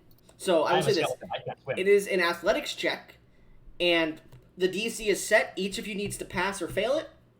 You have to have more passes than fails. Natural 20s are 2 successes. Natural 1s are 2 failures. So I will start with you, Chiron. What did you roll? I haven't rolled yet. I was getting my physical Wait. dice. Okay. Or do you want me to Wasn't roll I- in chat? Was You it can a, roll in chat or outside. I don't care. You just gotta tell me what you rolled, Chiron. what check was it? A Athletics. 16. Okay. 16. You succeed. That's 1 success. I shouldn't be saying that, but I will say it for you, and that's all. Anyways, Gesh, what did you roll? I got a 19. Okay. Bill, what did you roll? 12. Okay. Prostate Boy, what did you roll? 23. 23. Okay. Skelly, what'd you roll? 17. Okay. And V, what'd you roll? 7. Okay. And let me roll for Nadia. Okay. So, your entire party has 4 to 3. So, you guys succeed. So, you guys begin to rush through the water, and you see the shambling mound gets up to the top, and it starts to walk in, and then its roots start to fall into it, and it seems to be absorbing water, but it seems to be staring at you as you guys are far away from it. You're like a good 600 feet in. You see like Nadia swimming. Bill, you're barely able to stay above the water as it's getting pretty deep. As you guys are rushing towards the center where that the angled Are dead. ruin is. No. Night. As you guys begin to rush towards the ruin, you eventually get to it and climb up some of these smaller, like, walls and pieces to the ruin that are here. And you get out of the water as you look back, and the shambling mound begins to go back to the forest. You're unsure if it's remaining on the outskirts of the forest or if it's returning to where it came from. I leave it to you. You all are But we're exhausted, all- by the way. Well, not exhausted. You don't get a point of exhausted, but you are breathing heavily because this is like miles of running to get to the center that you're at now. You're at the ruin in the center of the lake. Okay, and this thing is heading towards us, or No, it went back into the I forest. just said what it was Okay. doing. sorry, I was trying to figure out what was going on. So It started to run into the water to chase you, got a few feet, and then it turned around after you guys got to the ruin. It was like Okay. staying there watching you as you ran away. as it turns to run, I'm gonna slam my fist on my chest, kind of like King Kong, and I'm gonna roar at it before turning down to. I'm gonna turn What to the Bob. I'm gonna turn to Bob and gesture for him to do the same. No, do Or to Bill. not. Do not. We do not wish to As draw as he attention. roars, you could hear it. You could hear it echo through the stone hallway of the ruin behind you. You can see some of the waters pouring through the stone hallway of the ruin, but not much. It's very overgrown with mold and moss and all that shit. I'm a fucking roar. All right, you roll too. God damn it. So, you stand here at the precipice of this ruin. What is it you wish to do? As Nadia looks over and goes, "Well, good to see you again, Master. You disappeared a while ago. Rest of you. I'm Nadia. Were you on the ship? Yes. They You all all bel- were Why on you the ship ask? with me, You all yes. belong to me now. Good. I was on it for about 5 seconds. As she says that, Vaughn is going to look at her cross-eyed, like, what? Excuse me. Do not I worry too belong much to about you. it. Yes, you do. Do not worry too much about it. Since when? Since I found Since you, now, scavenger's clearly. rights. We weren't really. If anything, we were on the ship first, which means you. Yes, you are part of the ship. I am going to scavenge you, which means you are now mine. We'll go over this in a So- bit once we get out of this situation. Yes, that would be ideal to focus on. You're an odd one. Thank you. You're welcome. Veer's gonna just kind of chuckle because, it's just like, Anyways, yeah. name's Nadia. Virus, who are these people? Well, I do not know most of the names. Now that I think about it. How many of us? Oh, well, let's see. Miss Dahlia, I'm not exactly great with names. Let me think. I do not know the name of the crocodile. They never really stated it. She looks towards They the did it. crocodile. I'm What's your not name, sure. big fella? Ma Utho Fre. And I'm going to Oh. start heading towards the entrance of the temple, and I'm gonna start kind of moving moss and just chucking it out to make my way for me to fit in. She says, hold on. Can you repeat that? And she like casts a spell. No, she actually tinges one of her earrings. So now in actual English, can you say what Vaughn said? I'm not listening to you. You don't own me. How rude. Nah. By the way, as everyone is listening to this conversation, she starts speaking in the language he's speaking. You speak Aquan? No, but this fancy earring allows me to. Useful. Now, leave me be. We have work to do, I think. But I have work to do too, and if you would come along with me, it'd make my work much easier, and I would be willing to pay you quite a bit of money. Replace money with food, and then you've got yourself a deal. Agreed. I'm gonna reach out my hand down to her height and offer to shake it. She goes to reach and she goes, oh, 1 second, and she turns the dial back and shakes her hand. So the dial's off. As I'm shaking, I'm kind of lifting her off the ground just because this vast size difference. She's I'm having to hunch 3 foot over. tall, yeah. So you're. I'm like hunching over to try to shake her hand. Yeah. Well, Veer's just watching. She's just like shaking one of his fingers because his whole hand's too big to take. It's like my forefinger, my thumb is just holding her hand. I try my best not to actually crush it and crush her dial. She looks towards the rest of the group and in common goes, "Do any of you speak Aquan?" Trying to learn. No. Okay, because that's what this big guy talks. Well, then you would understand like the gist of what he's saying, but not everything, Chiron. Yeah. That's what this guy talks here. So, man, you all really. She takes off the earring and hands it to Virus. You're the only one she knows. This earring allows you to speak and understand one creature you choose a day. It lasts for an hour. It's a work in progress. It may explode. Careful. Mini bump next to his neck. Oh God. Virus is just actually going to put on. Thank you. And of course, it's also best to hand it to the one who is, fireproof. Yeah, that's true. Just in case. Anyways, so what are we doing here? Are we gonna go into the ruin like this big fella wants to do, or? I'm not entirely sure. We kind of just crashed. As I went to turn to the others, did you find it? The two who went away. Did you find anything at the other parts of the area that you all went to? As you ask this, by the way, you just see the silver dragonborn just standing there awkwardly, like looking at the rest of you. We'll get to you in a moment, as I point to the tracking board.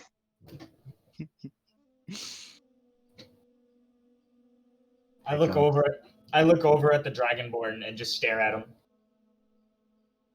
I stare back. I found this coat as I gesture to my new dripped out coat. It was on a high-ranking officer, I believe, of the ship, and he divulged some very interesting information. Tell me, this would be much easier if any of you know this, but do any of you know the cult of knowing? I'm gonna add a Familiar? character. I'm gonna take a wild guess and say no. Actually, V, you would. The I cult would. of knowing is actually pretty prominent in Draconia. Recently, they've been gaining a large following. They're called they go by, not the cult of knowing, but they go by the worshippers of the knowers, or the knowing. People call them the cult of knowing behind their back because they believe it to be like cultish, but they like worship a creature called the knowing, the knower, the one who knows all, the all-knowing, the omnipotent, is what they say, and they speak of great feats that are about to be achieved in the coming, well, the last few months they've been speaking of great feats in the next coming months with the end of the year and the turning of the age across the globe. Don't know much more. Except, actually, I will say you do know one more thing. One of their members is in high ranking in the politics of the place, not in the council, but they know some of the councilmen and people. Yes, I know some of them. Why? That'll make this much easier. The captain divulged that the Cult of Knowing has something planned, and that it has Draconia by the balls, in a sense. It has wormed their Well, little grubby little fingers into every facet. You guys watch as he's saying this, and suddenly he just grabs his head. One other vision I forgot to fucking mention to you, Basilius. As you grab your head, you suddenly see a land of cherry blossoms and large hills, beautiful grasslands, and relief before it fades and you come back to. And he has pissed his pants. Nobody's sharded and cummed. God damn. Sorry, had a vision. Oh. Don't worry about it. I Where have was I? many questions, but that's not important right now. The Cult of Knowing has something planned for Draconia. That is what they told me, and they want us to stop them. Now, frankly, I don't like the idea of obeying the orders or wish of a being who kidnapped me and placed unknown runes or markings across my body that they can apparently activate whenever they want and make you freeze up and not able to move. However, I would like to get these removed immediately.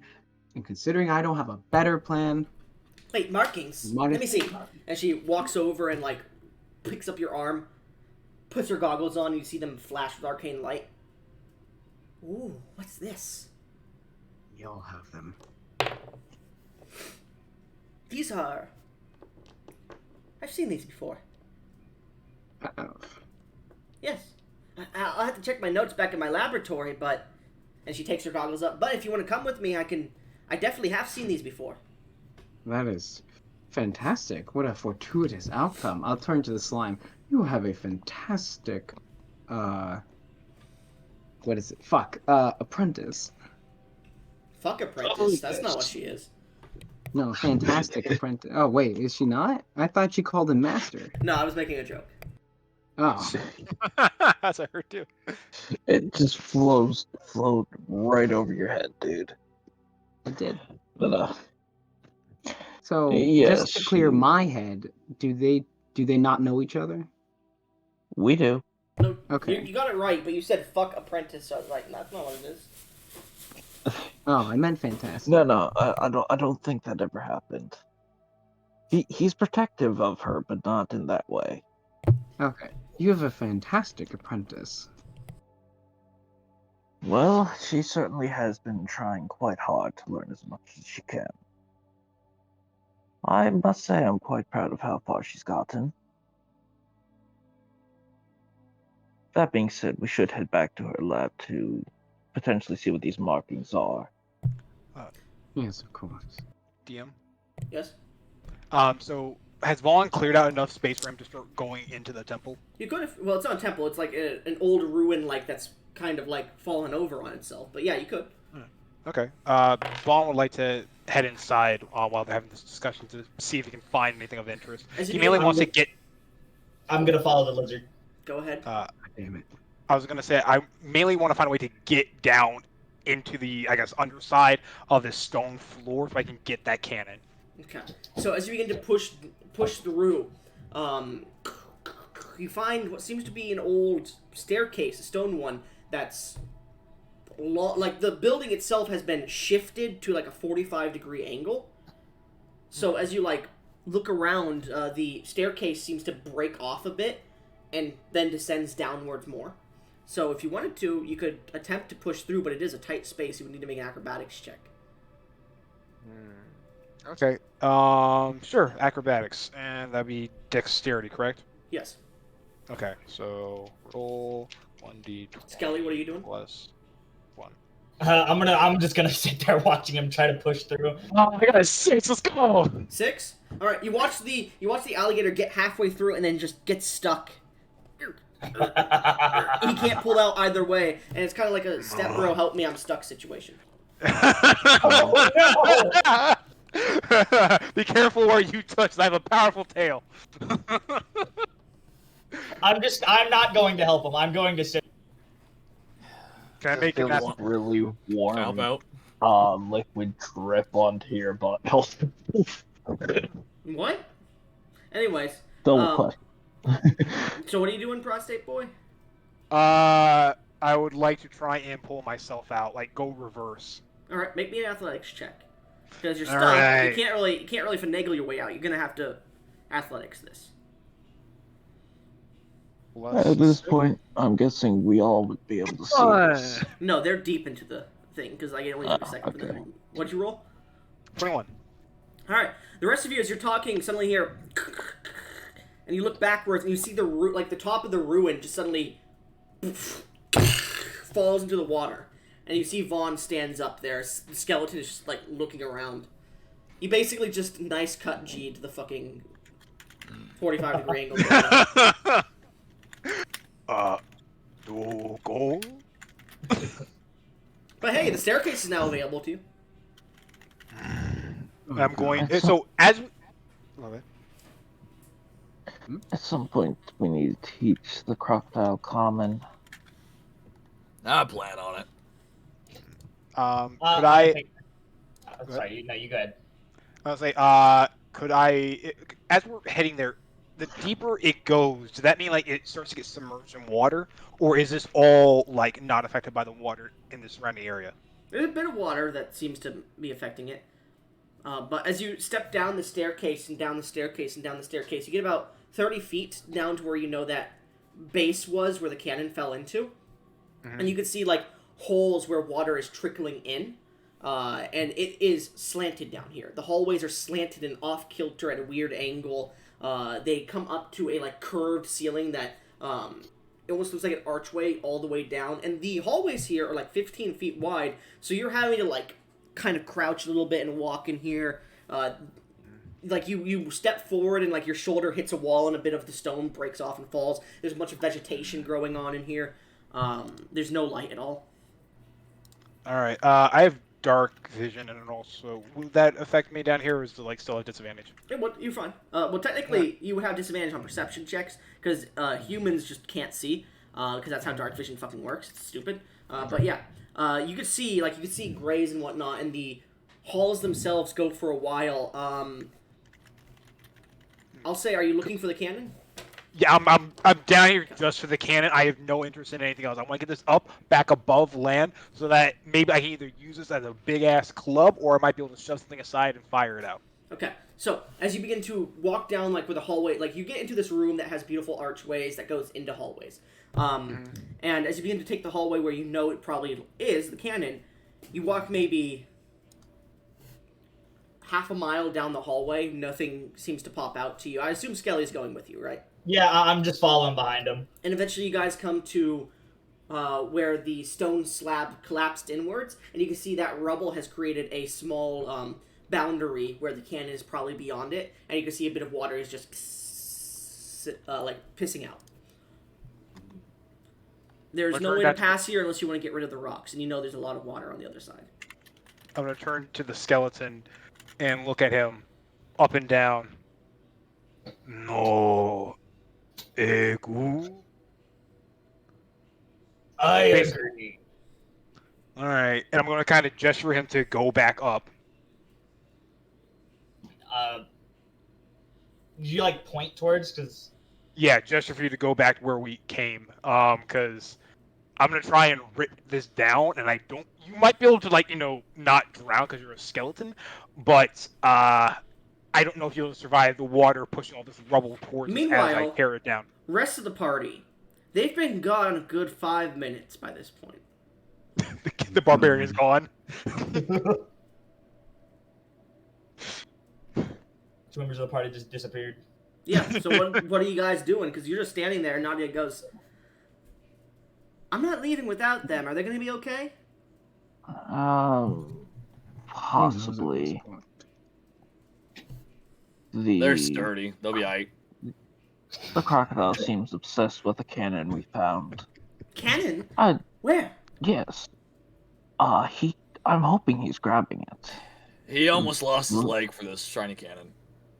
His leg seemed fine to me. Hey, Yes, I mean, thanks to be to fair, us. it's yeah, yes, we were able to hit his leg.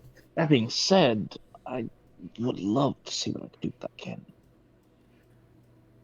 Y'all really want to haul a cannon around? Yes. Yeah. How are you even gonna use it? I'm It's not a- entirely sure yet. Ship cannon. I have ideas if I know what it is. I'm How- already making schematics, don't worry. Oh, excellent. You know I what? found you. I'm Question. You never really explained how or why you own us, other than just saying scavengers' rights. Well, here's the thing.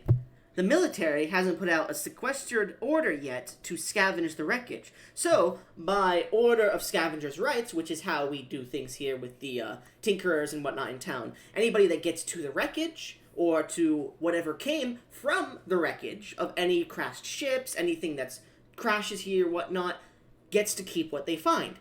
I found all of you, you're mine. Now, this isn't going to be slavery. I'll pay you and give you food. I just have questions and things like that, and then you can go about your way when I'm done. Huh. That's actually fair enough. I thought it was gonna be a slavery type deal. I can make it a slavery type deal. No. Not what I was saying. No, I'd I'm like just to joking. speak This for- isn't Darath. Please don't last them. It didn't went well. That's true. Ain't Darath. I mean, we're near Darath, but No. Oh, God. Let's not go to Darath. Darath's Darath. Let's put it at that. ooh, Mindy might be in trouble. Can't stand the desert. It's so hot. Anyways, they've been gone like 10 minutes now. Are they gonna come at this point? Skelly, do you go up? I'm gonna go like out of eyesight, lizard, but I'm not going all the way back up. All I right. still want to keep my eyes on him. All right. So, what are you doing, prostate boy? What I want to do is By I the want way, to when guys. she says it's been like 10 minutes, she looks at her wrist because there's like a band of leather with like a small sundial on it. Sundial? Yeah, it's a watch. That's awesome. Yeah, I know what a sundial is. Anyways, sorry, prostate boy, continue. So how this is formed? Is it basically kind of like a mound leading up to the top? Like it's really wide at the base, and then the top kind of like rises up. Yes. Like it gets narrower. So what I'm trying to do is slowly start picking away at the top until water starts pouring in. Not like a whole pour, but just enough to where a decent amount is coming through, just where I can start backing up, let the room fill up, then start digging all the rest of the stuff out. Because I don't want a bunch of rocks to come pummeling me as I'm digging this out. Make me an intelligence check to see if you could do that. That is fair. I am a gator and I am the barbarian. You Big are- brain time. Big brain time. -2 to intelligence. Natural one. Watch. Oh my god, if you got a natural one, that'd be fun. So -2. Let's see, Negative boys. What we 1. get? 16. Actually, Not bad. not bad. So you Hey! manage to pull a bit of water out, and you guys watch as streams of water just start gushing. Everyone on top, you start to watch as a bunch of the water from the lake starts to pull down into that hole. Gatorman, you pull a few rocks loose, and you see the water stops pulling. And you look into the rocks, and you can see a glint of blackened metal. I want to start moving more of the rocks out to try and get a better view of what I'm looking at. Okay. Roll me a D100. Okay, boss time, boys. Can you not? That fucking hurts. Can you not shout into the mic, please? my apologies. My apologies. 26. All right. You start to pull, and you pull one, and your claw is so big that it moves a bunch of the boulders out. You're like, uh-oh, as the water just gushes towards you, sending the cannon flying at you, which was the thing you were looking at. I need a dexterity saving throw with disadvantage, please. Or a strength saving throw if you want to catch the fucking cannon. Can I rage? Sure. What? What? I said sure. Okay. Kind of cut out there. So roll 2d20 plus 6. What do I get? I got a 14. All right. So as the cannon comes flying at you, you're like, I got this. Catch it. Go flying back with it. Skeleton. You suddenly hear the sound of rushing water. You're like, oh no, and you look forward and just see a large alligator coming down the hallway, which is basically taking up the entire hallway with a large cannon strapped to its front because it's pushing it back. I need a dexterity saving throw from you, or a strength save if you want. The Dex run. I'm gonna do strength saving. You can roll with dice if you want, by the way. 17? I got my dice in another room, and I don't feel like getting up. Is it a dex save? No, strength save. Okay. You said I could roll strength. So. Yeah, you can if you want. So you're like, okay, I got this. You brace yourself up to catch the alligator, and you're like, I don't got. As you get pulled back with him, and you both slam into one of the walls past the staircase. I need both of you to make Constitution saving throws because this is instant death. Oh, this shit. is like 300 points of damage. Oh God. Shit, damn. You are being water propelled by a cannon that weighs 2 tons made of metal into a corner wall Only of one stone. Dear I Lord mean, in heaven. the lizard also weighs a ton. And Yes. Yeah. Dear Lord in heaven, please save my party from their ignorance. I think I'm lost. Mind you, it's throwing you like half a mile too. That's how much Oh, that is force true. just hit you. Oh, yeah. And it's Ooh, a I got straight a shot. 13. I I'm got dead, 18. boys. I'm dead. I got 13. 13, 18? Alright. Prostate boy. I will say this. You can roll me all of your hit dice with your Constitution modifier added to each of them. Mhm. And you have to make a DC, otherwise you die. Oh, bro, if I do die here, that's going to be interesting. That's going to be such a great story. Oh my god, I love this. So all my hit die plus my Constitution modifier? Added to each. Each one. So it's your 1 hit die plus your con mod, 1 hit die plus your con mod. So all of those added together. So what is your con Okay, mod? so that would be plus 3, so that would be 15 plus 5d12. Yes. So, If you die, can I respectfully make a hat out of your... So you need out to of roll your pretty skin? high. The DC for this is 50. Oh, well, yeah, I'm dead, Like, boys. Make some boots out of your skin. I'm dead, boys. Hey, guys, whoever makes the coolest outfit gets my blessing. Oh, 43. So GG, fucking boys. close. So you Uh. watch Skeleton as you're like getting pushed back. You see a wall behind you, like, uh-oh, got a blast, and you just turn into your skeletal form falling to the ground. As the last thing you hear, Crocodile, is as you hit the wall. And let me just roll a d100 really quick.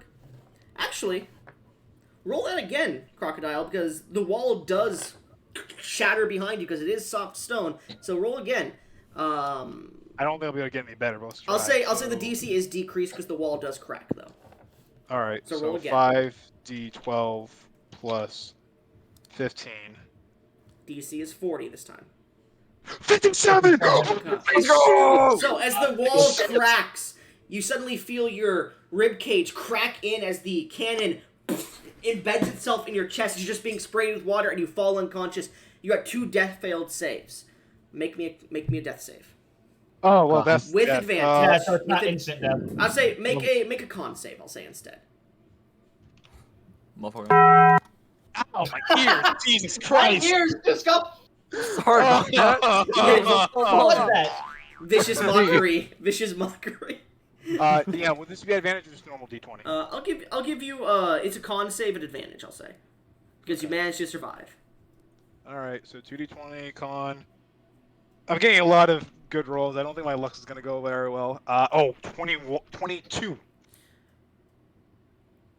Skelly, the room is filling up with water, and you see the alligator is like still breathing barely, but there's just a cannon embedded in the center of his chest now.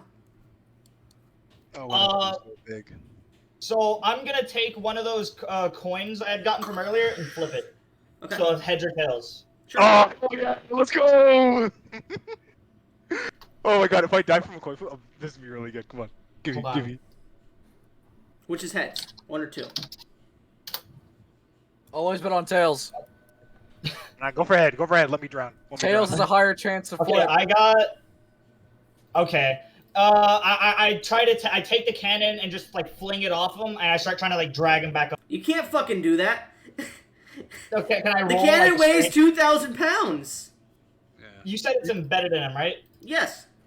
Could Can you I like roll try me- to like pull it out or like roll it off him? Sure, make an athletics check as the room is starting to fill with water. DM, it's an idea. Instead, could he like roll me over onto my back? Cause like the cannon would weigh way more than me, cause it's solid metal and I'm made of flesh and I have a little bit of air left in me. Flesh and bone. So I rolled a 21. you try to pull the cannon out, but instead you manage to pull him off the cannon. You're at 1 HP, Prostate Boy. You immediately fall to 0 as the spiked like fins on it slice into your body. Make me a death save. I'm at 2 currently, correct? You're at 1.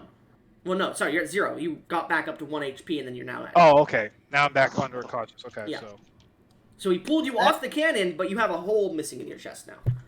fair enough. And 19.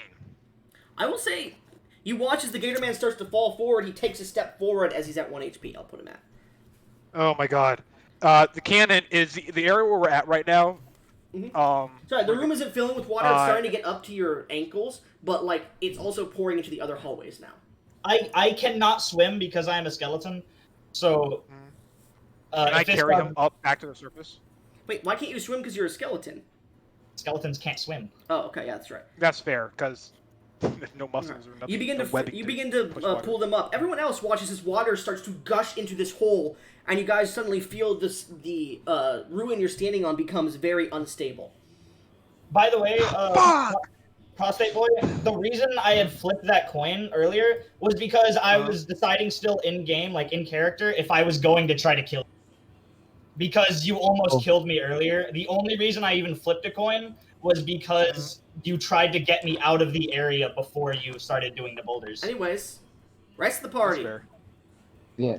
You feel it becomes very unstable, and you suddenly see the alligator and skeleton running up as the staircase they're running on is starting to fall apart underneath them. As the ruin is starting to sink even further down into the lake. What are you guys doing? Moros Okay, is going let's to move. start running away to an edge of the forest where the vine monster Reminder, was like not in. you're in the middle of a lake. You have about a mile and a half until you get to the edge of the fucking forest.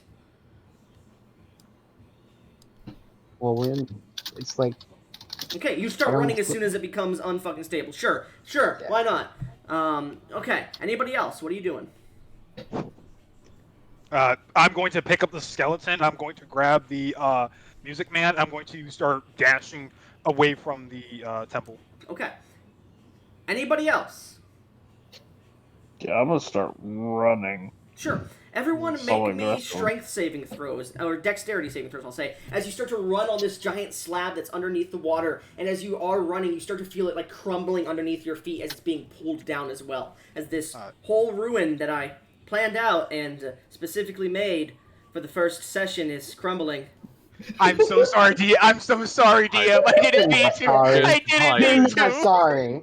I'm not gonna lie. Don't say I you're was sorry. looking Just forward. hope for the best and pray for mercy upon the DM. So, DM, well, everyone that's being carried by the alligator doesn't need to make it. It's just the alligator. Oh, yeah, so I didn't need to make it roll. DM, could I, because this is like a, would you say this is a dangerous situation? Yes. Could I use danger sense to give myself advantage? No. I mean, Okay, that's fair enough. he can see that Yeah, it's I'm just not collapsed. giving it to him. That's fair. Okay. Here's the thing. I'm at 1 HP. My lungs are crushed. There's a Yeah, lot of reasons why I he wouldn't is- get he advantage. would have disadvantage already, but it's just because I'm pissed off at him that I'm not giving it to him. Yeah, he destroyed an entire fucking ruin. What do you expect? Yeah, I got 10. Anyways, so, Basilius, what'd you roll? 16. 16. You're making it pretty far, and you look back and you see the alligator starting to fall down a little bit. Gesh, what did you roll? Got a 10. You trip and fall into the slabs. You start to feel it pulling you underwater. V, what'd you roll? 6. Same with you. Prostate Boy, what'd you roll? I got a 10. 10. Question. If I'm starting to go under, can I rage and then use my raid points to use launch on the skeleton and the just built it, throw them 25 feet Sure, ahead of me? sure. All right, So- I'm going to rage. You guys watch as Prostate Boy is being dragged down, and he throws the two of them forward. as they go flying, and I'll say they actually fly all the way to the forest as they land, and they suffer, both of them, 6 points of bludgeoning damage. You both hit the ground, but you're safe, as the others are still running. You watch as Virus is starting to fall into the water as... Oh, she rolled high enough. You watch as what the fuck is her name? Nadia is actually running on top of the water with some boots that she's wearing, and she's just like... She looks down to you, Virus, and goes, "Can't help!" And starts running. Can I do the same thing for my other teammates? Can I just grab them as well and No. again? Or Because you're being pulled down quickly by water, descending. okay. Alright, so, as the others land on shore, Basilius, you manage to get there as well. Guys, I think you don't understand. When you destroy my very thought out and planned fucking dungeon, I'm not gonna be nice to you. I didn't mean to do that, but hey, let's go. At least I saved them. I saved them. That's all that matters. It's not his damn fault. So, well, he's made stupid decisions both sessions he's played. I really have. I'm embodying the barbarian. As the others get to shore and start to look back, you guys watch as the ruin is just collapsing inwards into this vortex of water that's just pouring in, as a few minutes later the lake is leveled again. And just a little bit of water is lapping around. Meanwhile, the rest of you, Gesh, Prostate Boy, and Virus, you awaken. But all of you take a short rest really quick. Alright. In case you have any damage or anything. So just put a short rest. So we just go back to half HP, or no, you roll for your HP. Gotcha. And okay, so I had 5. So roll your HP, get whatever you get back from a short rest. You guys are going through the dungeon by yourselves, I guess. Okay, let's go. This is not gonna be good, but we're gonna have fun. That just jumped from a medium encounter to a deadly encounter, but okay. Okay, let's go, boys. So, Silver Dragonborn Gesh, Prostate Boy, and Virus. You all three awaken as you were just in this, like, 5-foot tall chamber of, like, stone that's pressed down at weird angles as it seems it's collapsed on itself a bit. And you can barely stand up, some of you, as you feel water is just on your feet. There's a bit of water trickling down from the ceilings. You don't have much time before this hallway collapses in on itself. You can see part of it, the way back is collapsed, but there's a part that goes deeper with a staircase that heads down. If you wanted, you could collapse the ceiling and try to swim out, but it's going to be a strong current. And you, at the moment, you don't have much air here, it feels like, but you're unsure. Especially with the burning slime kind of getting rid of a lot of that. Could I gesture? Okay, wait, V, you still have the earrings on, correct? Yes. All right, I'm going to turn and kind of point towards a little exit way, and I'm going to say to him, "Do you think we should go that way?" I suppose. I probably would have turned it on, so yeah. Alright, you turn it on. So I got an hour of understanding it. Yeah, okay. Doesn't explode, thankfully. Alright. Go ahead. So I'm gonna I'm gonna say to them, "I'm gonna hold this up. I'll be the last one to go. I put us in this mess. You guys should probably go first." A noble sentiment, and probably, admittedly, yes, you are correct. It likely would be best. I will say, V, as he says this, he's about to go start touching it. You look, and the way that it's being held up is very, very intricate by, like, some stones barely managing to catch themselves in between. You get the feeling that very, very barely even shifting this will probably cause it to collapse. On second thought, looking at it, it would likely be best to just avoid touching anything. Like, at all. Yes, you don't understand anything about what these two are saying, because they're just going towards each other. I just say that just so good standing. So with how we're in this, so wait, you're a slime, correct? Yeah. How thin can you make yourself? Not very. They have to keep their humanoid shape. Oh, Yeah. okay. Okay, so you're a slime girl, basically. Mhm. Okay. With that, you are burning, correct? Like you are fire? They're not on fire, but if they touch something, they can light it on fire. Uh, we will, will water affect you, as in, like, will, like, it, like, kill you, like a fire elemental? No. It hasn't done that yet, so Hmm. I would say And no. then I'm going to look at, who else is down here? We got V and L? Yes. Gosh. Gesh. Hmm? I'm turning to Gesh. What character are you again? What race? You're the Dragonborn? Yep, I'm the Dragonborn. You use silver, correct? Yes, I'm What's your silver. breath weapon type? Cold. Cold. So DM, Hmm. is there a way he could, I guess, breathe his cold air to kind of freeze the structure? Because there's water dripping in, correct? There is. Could he, I guess, freeze some of the parts that are, I guess, damp to kind of make like a temporary, sturdier structure so that at least they too can squeeze through to make it more, because there's water dripping down, cold air freezes it. They can squeeze in real quick. I probably won't be able to make it. I'm probably gonna, my best bet, because my size is probably just to let the water fill up the area and then try and move the rubble out of the way and swim vertical and then try and find a way to meet them on the other side. No, drops are I don't pouring think in. Like streams of drops. It's drops. not like a large fucking portion of water splashing on you. It's not filling the chamber. It's just like drops of water. Okay. Like okay, it'll so it'll not- if without the staircase here, this room would probably take like a week to fill. Oh, okay. Okay.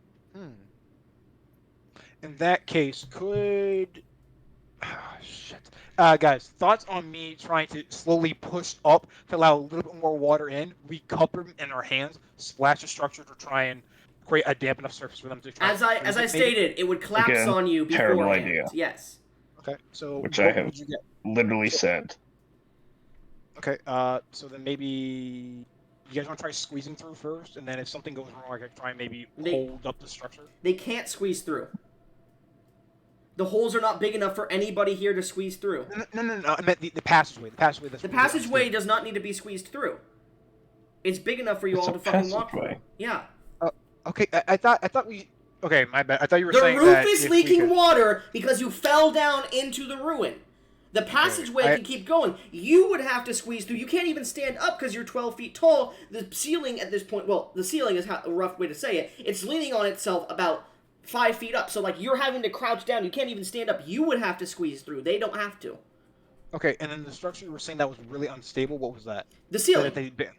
Okay, then never mind. Okay, so let's just all go through the structure. I thought you were saying the passageway. I was like, okay, let's go through the passage and then go there. So squeeze. Would that be a dex check for me?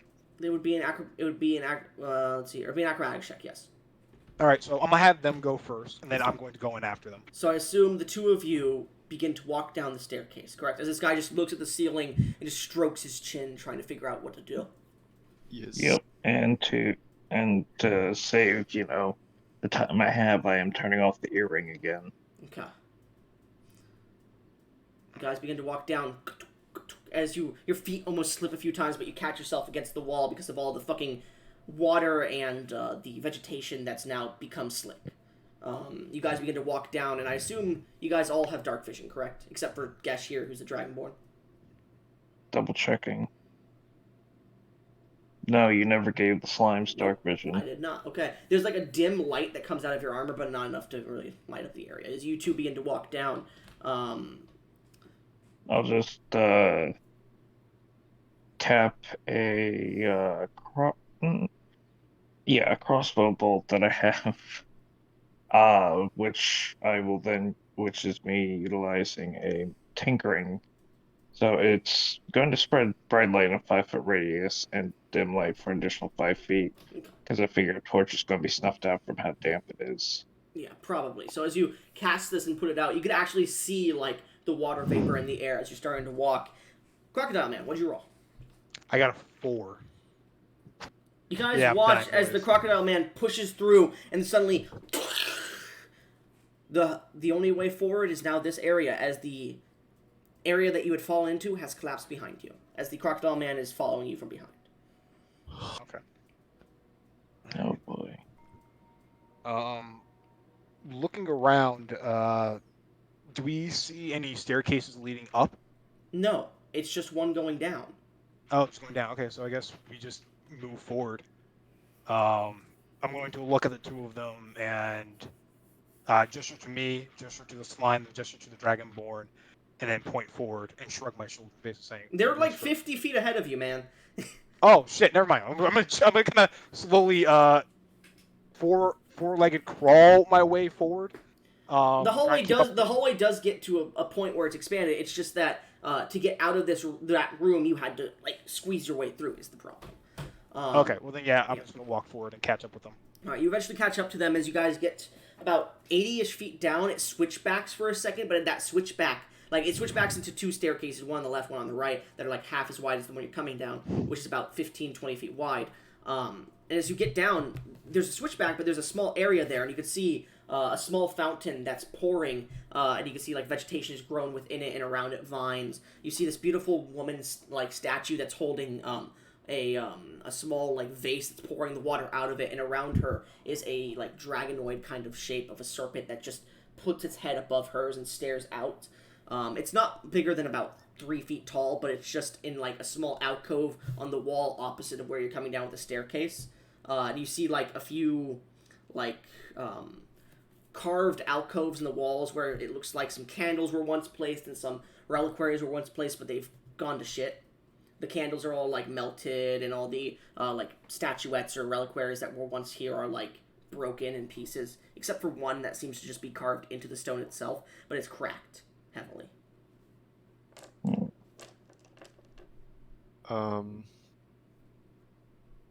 My character would go up to the fountain and toss a coin in. Do you, and just...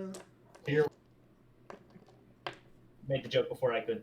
Yes. Yeah, okay, yeah. He just tosses a coin in and just makes a quick prayer for good luck.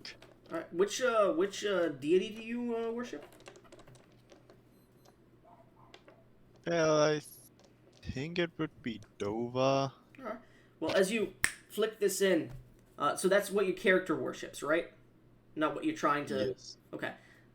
No, he would make a general good luck prayer. All right. As you do so, you open your eyes and you do notice that this like statuette does have an older depiction of Dova to it. It looks like this was at once an area that was built to worship Dova or something. And looking at the hallways and whatnot, this definitely seems like an old ruin of like a temple or something. You're not sure if it's a temple or it's like has some religious iconography in it, but it may be. Who knows? I will say that you do see like old feet marks that are being washed away by the water that is running down here a little bit. The dust and debris is displaced a bit. Well, that's a funny coincidence. Does one side look more worn than the other?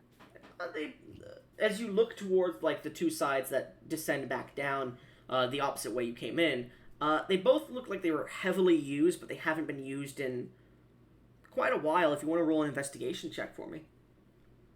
Sure. Did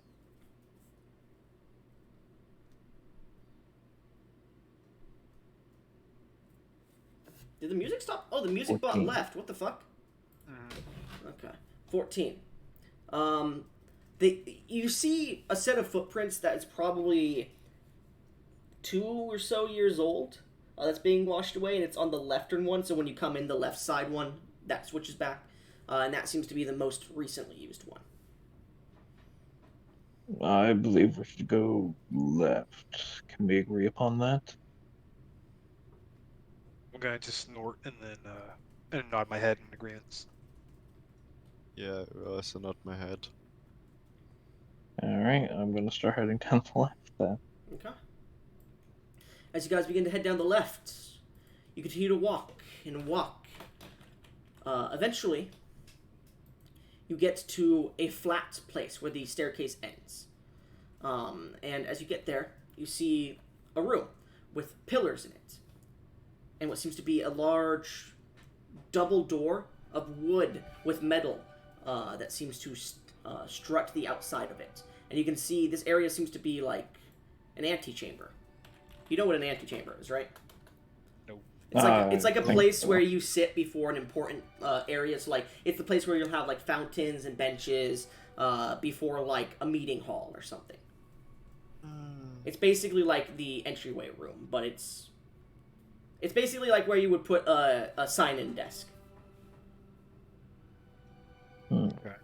In like a city hall or something. But yeah, as you enter in this ante-chamber, you see like long overgrown like bushes that seem to reach out and vine up to the ceiling here, which is a very domed like curvatured ceiling that's made of stone. You can see hanging from it once was this beautiful chandelier that is cracked and broken, and the glass has fallen to the ground long ago. You see what seems to be beautiful benches made of stone that are moved in strange patterns. You can see skeletal remains of individuals that are just sitting on the walls holding themselves, or just laying on the ground in this long, tattered, destroyed clothing. You could see another individual in long, rusted plate mail that's carved in on itself, holding a large sword, just its skeletal remains just to the side, its jaw just hanging. And you could see in this ruined, beautiful room, this large room with beautiful marble floor. It's the best room you've ever seen. There's a large statue in the middle with a fountain around it, and it seems to be pouring as well, similar to the one you saw upstairs. And you see movement as you see a creature that seems to just be moving through with a broom, just brushing the ground. So this creature is just, we can see it cleaning. Is it doing anything else? Like, is it like straightening up the skeletons, or? It is, yeah. It seems to be going around and just like dusting or like wiping down some bits. It's not getting rid of the vegetation, but it is wiping down some places. And as you guys are looking at this creature, you're the one with dark vision, so you can see this. The sheen of the light does hit it, and you could tell that it is metallic, prostate boy. As you look over, you can see that it's in like ragged clothing that was at one point fancy-looking attire, and you could see this warforged with rusted metal and rotted wood on the inside of the metal, as it seems to be moving in a janky pattern. You can see this red, flowing kind of scarlet hair, but it's definitely not hair because it would have rotted by this point, just looking at how old it is. But it looks like hair. It looks like it was made to look like hair. And as you guys are looking at this, it turns around and starts to walk towards you. As you can see, two green eyes, these lenses where its eyes should be, and one of them is just cracked as it begins to walk towards you. And I will get you the picture for it, as the water trails behind it. The water's trailing behind Yeah, the it? water is pouring down the stairs still. It's not a lot, but it's still a bit of water. Oh, okay. So if you copy image... Goblin's art? General chat. Yeah, I'm putting it for you right now. This is basically what it looks like in general chat. Oh, general. Yeah. Oh, God. You see a female-formed warforged approaching you. Skelly, roll a D100. Wait, what did No, you he's do? doing the What joke. did you do? What did you? Oh my God! Why would you say that? Why would you say Shelly that has to been Thea's asked to roll a D100 3 times now. Oh my God. Okay, good enough. Bro, my brother in Christ, why? You didn't make Bill fucking roll a D100 saying I'd let her make me property any day. Because he's not in a hostile environment right now.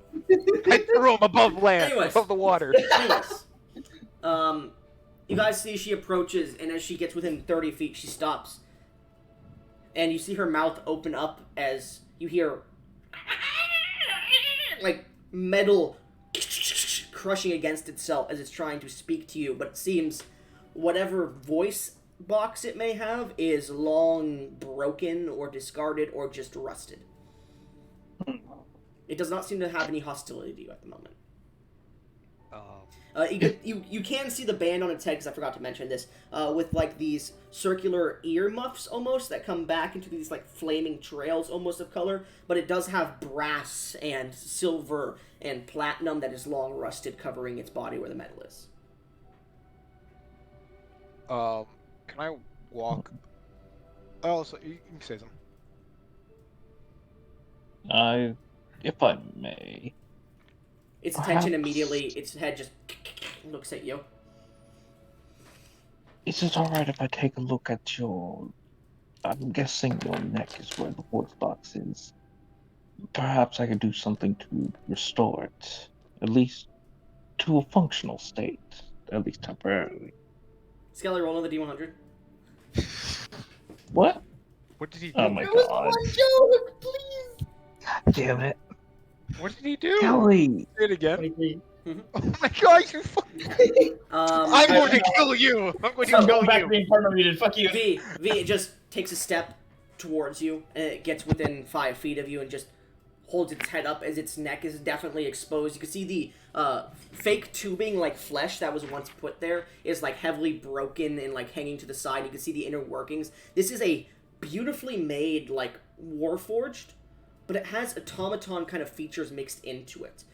You could see, like, beautiful gearsmith that works up into it that's been rusted and corroded over time. You can see brass and copper that's been used for wiring and tubing through its throat. And you can see a very small box, a cube. Actually not a cube, it's a prism that seems to be in there, that seems to be affixed to multiple magical pieces with wiring and glyphs that are put onto it, and it's just broken and rusted in the center. Broken and rusted. Let me see. Let me see.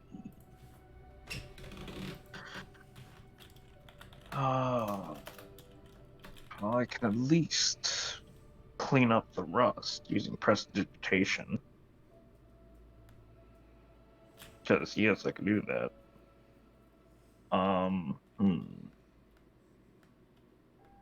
Let's see, what else do I have?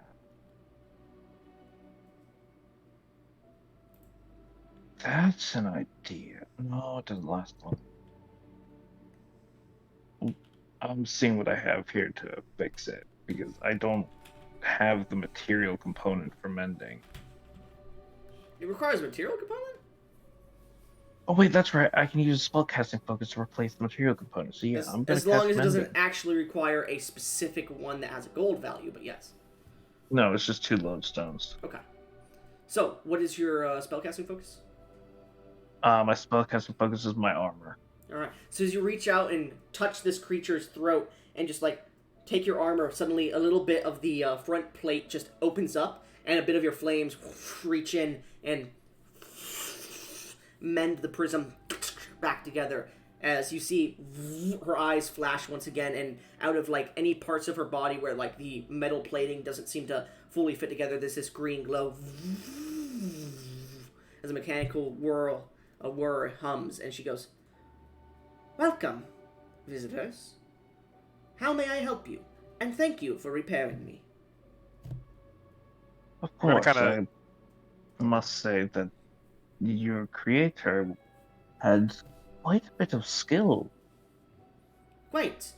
I am Veronica. It is a pleasure to meet you. She looks over to the big man. "Hello there, Croshiel. Though you are a monstrous creature, you are allies with my savior. I shall... Hello, I am Veronica."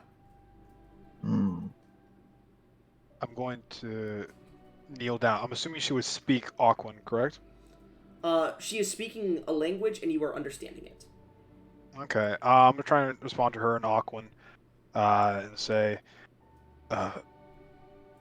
"Do you know how to leave?" "Leaving is prohibited by Master. I shall remain until he has returned." She looks over to you, Gesh. "Hello, Dragonborn. How may I help you today?" Who is your master? "My master is... Hello, how may I help you today?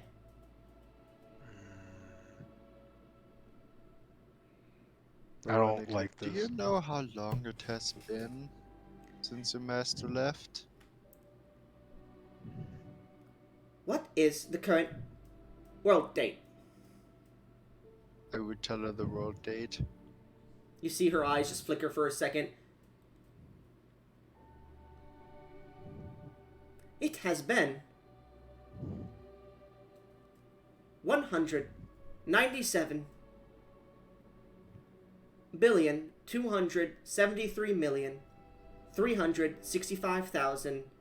197,273,365,221 years, 706 no, not 764, 350 days and 21 hours since Master has left. Is your master able to have lived for that long? Yes, they are a well-accomplished mage. Okay, Bill, roll a d100. I thought I'll say it wouldn't.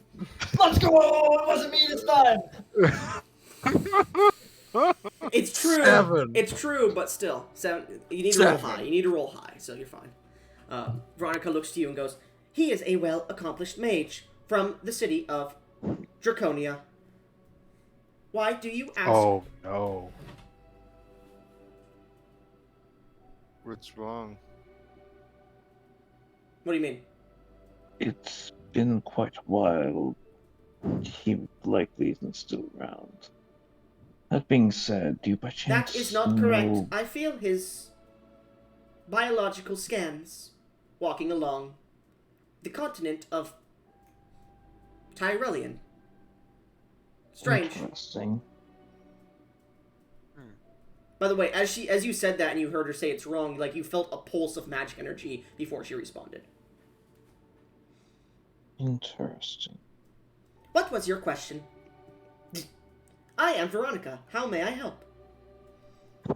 Do you by chance know the way out of here? Why, The yes. place... If you follow the staircases that you came from up, and follow this direct pathway, the hallways are not very confusing. They are straight hallways, and... Sorry, I was getting my map fixated again. There is currently no way out of this chamber. If you would like to enter the temple, we can use the emergency escape circle. That would be What's that ideal, for yes. here? I Look, have not turn- been in the temple for a while. I have lost the key. Hmm.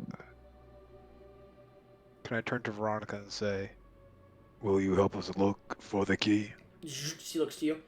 I believe the last time I had it was 200,000 years ago. I left it in the Master's quarters. Master's quarters, inaccessible. I can attempt to pick the lock. Please do. And she steps back and turns to allow you to pass as she gestures towards the lock, keeping her eyes focused on you. Anytime somebody I'm speaks going- up, she looks at them immediately, by the way, with a... I'm going to go over to the lock and try to pick it. Alright, you walk up towards these beautiful doors that have stood the test of time, and as you get towards the small, it's not like a padlock, it's an internal tumbler. As you get towards it, you pull out your armor, and as you do, the piece that had opened closes, and it turns into a small lock because you place it in. Make me a sleight of hand check. Be with my proficiency bonus since I'm proficient in That's thieves' why. tools, That's why right? it's sleight of hand. Yes, but if you don't have proficiency in sleight of hand, it's just dexterity plus your proficiency.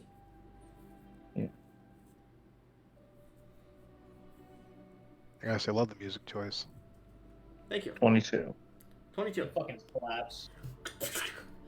The door, which was magically locked to increase its AC, opens without problem.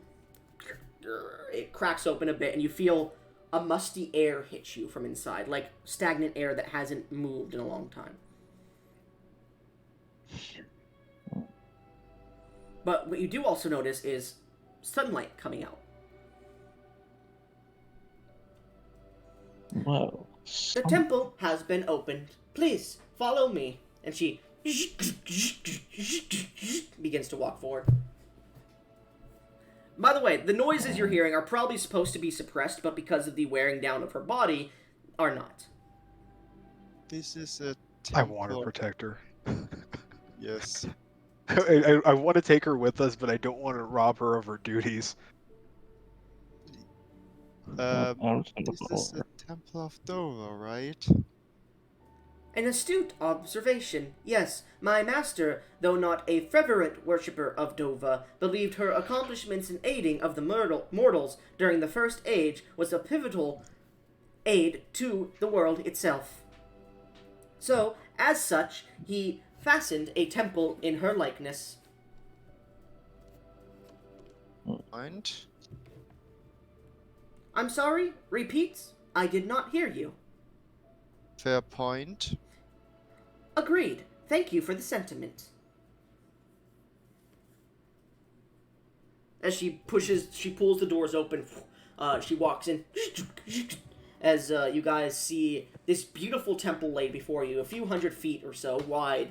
What you see is a beautiful temple of marble pillars that are cracked, rain down in here. You see vegetation that hangs, vegetation that grows out of the marble itself, around and up it. You see the walls themselves are covered in it, and you can see like bits of stained glass on the edges of it. You see above you vegetation that just coats the ceiling as sunlight seems to pour in from above somewhere. You don't see where.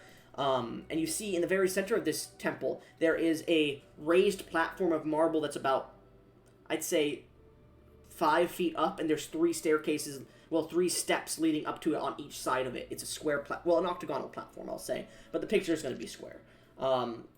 If you go into Goblin Art and you look there, the temple seems to have a statue at the top of it, with this large woman that just stands there, her arms to her sides, and this spiraling dragon that seems to surround her, of a serpent-like dragon. Which you would absolutely know, Gesh, this is an ancient depiction of Dova. She does have this beautiful crown that seems to fall into a hair of dress around her. A dress of hair, sorry. Welcome to the temple. Follow me. If you wish to make prayers to the Savior Dova, now would be the time. Gentlemen, I think we should all pray just for her blessing. Yeah, that's what I was gonna do. I am a follower of Dova, so of course I will pray to her. Please take all the time you need. Bask in her glory. She I don't know if she reaches into her throat and fixes the person a little bit. I'm going to kneel down, and I'm going to. I assume you walk up the staircase, right, to get next to the statue. I think because of my size, it would be a bit awkward, so I'm just gonna kind of stand at the edge, but still show my respect to her. I'm gonna kneel down and pray. I'm gonna say. Here, I'll put it in general again, just for you guys.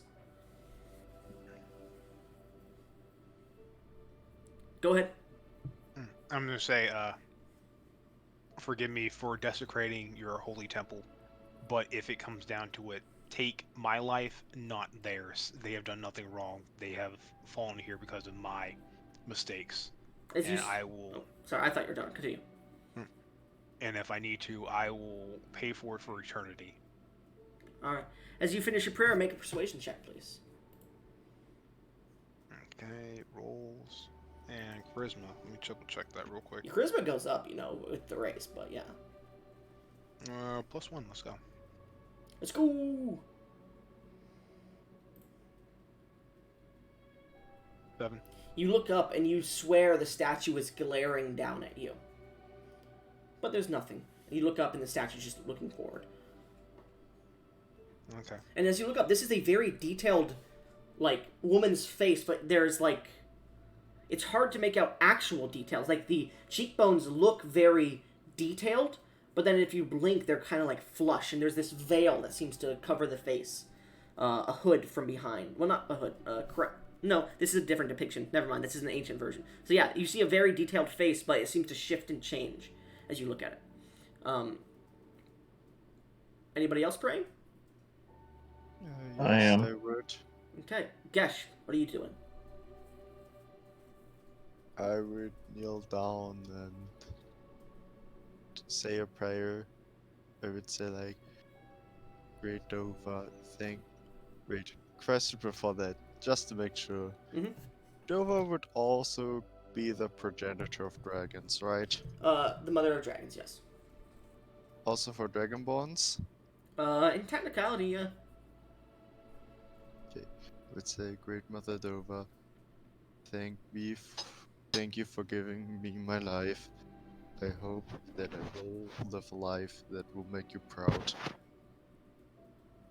Okay. Make a persuasion check. And V, what are you doing?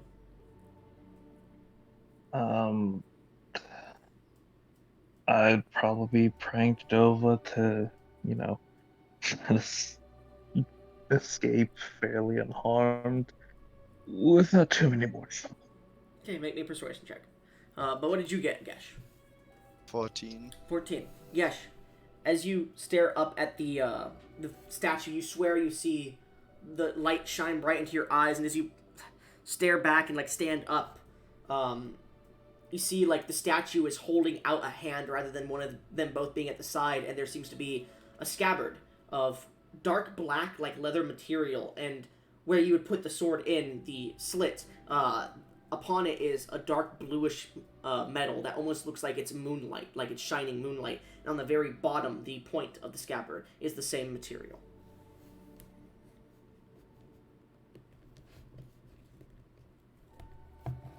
Okay, Governor, because I'm a dumbass, can you please explain for me what I'm supposed to do?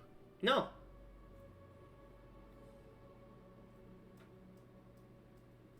Can you just describe the scene again, please?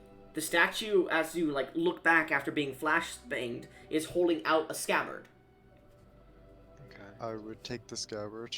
All right, as you take it, you blink again, all of you, because like some dust hits your eye or something, and the statue's back to normal. You look down towards the scabbard and you feel it, and this is dragon hide. The black material.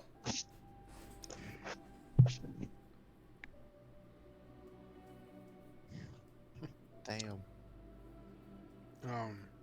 I would say you do feel a slight divine magic coming from it. I'm beginning to think I should have prayed for something a tad more useful. What'd you roll, V? 9. Okay. Better Nothing than me. really. Nothing really. Yeah, I You figured. just look up to the I statue and figured. it's there. Like none of you saw them. All of you would have saw it hold out its hand. Like it was just holding its hand out, and like you blinked and it was there, and then you blinked and it was gone, basically. A blessing from Lady Dova. Congratulations. Well, shall we go on then? Yes, we should. If you would like to leave any offerings, this will probably be your last chance. Certainly would be a good idea. Let me look at my inventory. I want to see if I can give her something of value outside of just my axe. That'll be like a massive sacrifice. Okay. You know what? I will sacrifice 10 gold 10 gold? Alright, you put 10 gold as down. an offering. Okay. I would put down the rest of my gold, so 9 gold. Sure thing. And my longsword that has an inscription in Draconic that reads, "Glory to Dova, the mother of us all." Okay. You put that down. You have another weapon, right? Yes. Okay, good. Alright. And you, prostate boy? I would like to also leave my max sum of 10 gold for the matron of this temple. Alright. And I am not going to make eye contact with it as I lay down the gold, keep my head pointed towards the ground. As you do so, And you would- feel a glare on you, and you like look up for a second. It's just staring straight. I don't mess with ghosts, man. I don't do with this mannequin shit. At this point, as the items are there, you blink and you suddenly watch them start to filter into golden particles that disappear. Where'd Bill go? Man. He had to go. Oh. Okay. As they all seem to flow up to the crown of marble on its head as it shines for a second and then disappears. You watch as what feels like you guys feel this presence as it seems like spirits, ghosts suddenly start to fly from the marble pillars towards you all, and you suddenly start to pull out your weapons, and suddenly this divine energy just pulses from the statue, and they all dissipate. Out of character, had you not left anything, there is going to be a combat. Oh shit. You needed at least 20 gold worth of materials left here. For the 21 for the three of you. And you guys just barely beat that. Oh my god. With that, okay. with that long sword, you barely beat that DC. Oh yeah, long. Oh yeah, because I did only left 9. Oh yeah. Wait. Oh wait, no, you left gold too, right? Yes. Yeah. I Oh, never also mind. Yeah, you beat it. You beat it. Never mind. My bad. I forgot you left gold 9 too. gold.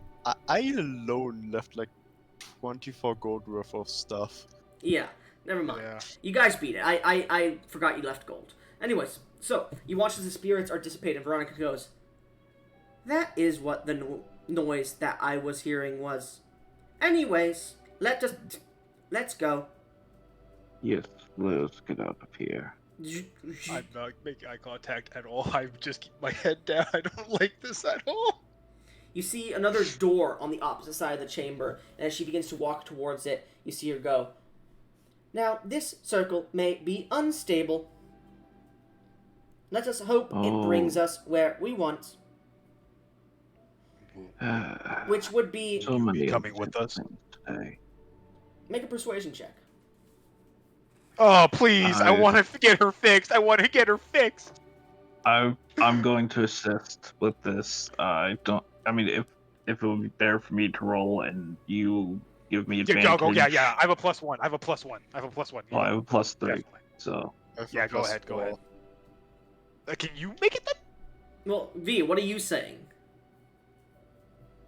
perhaps it would be best if you did come with us, as the temple is crumbling, and if you come with us, we could fix you further. Go ahead and make a persuasion check with advantage, because he's helping you. Usually in this instance, I would have Prostate Boy make it, because he was the one who initiated it, but... No! That is unfortunate. At least it's not the nat one. Gesh, Yes. if you want to say something to try and make a persuasion check, you can make it, but the DC has increased now. Okay. Come on, do something. And Get us if you save her. could, Because I will tell you, when I made this dungeon, this was a possible companion you could have gotten at the end of it if you completed it, and then you broke my dungeon. I'm so sorry, Dio. I didn't mean. I just wanted to By the way, V, that DC was 10, just so you're aware. Oh my god. But, Gesh, what do you say to this creature? If you want I to hate try this and dice persuade. pot. So close, yet so if far. you would come with us, we could not only help to fix you, we could also search for your master if you wish to do so. Would you be able to provide money to send others to search? Well, I think we could do that, yes. Gesh, roll with advantage then. You gotta beat it. You gotta beat the Come on, DC. DC's Come on, 15. DC's 15 now. Jump by 5. Please. You both got a nat one? Come on, Goblin, Nigga, why? Goblin, What is please. this? She looks to you and goes, Please. "Apologies. I will lead you to the entrance of this astute housing complex, my master's home base. But I cannot go further. It is my duty to keep it safe. Goblin, why? No, no, no. He gave us a DC. Yeah, There's not much gave us a left, DC. but To double I that. understand. This is She takes her hand and places it on the door of that, which doesn't have any locks on it. It looks like there's nothing, like no handles, nothing. It's just, it looks like a plank of, like 2 planks of wood, but you can tell it's probably a door because of how it looks. And she places her hand on the middle strut of metal that keeps the 2 doors closed together, and you watch as these arcane runes just spiral, and you hear a door unlock as she pushes. I'm begging you to let me try the other bot, please. Fortunately, you guys already rolled, man. That's true. Yeah. That's true. And she steps we in gotta the take it. next room. the one time this is the time I've never wished more for Revo than today. You need more Well, in duels back right technicality, I believe Bill had gotten because of something he did earlier, a DM's inspiration, which I told him, but you guys didn't listen, so I don't think he heard it. But he left before you made the roll.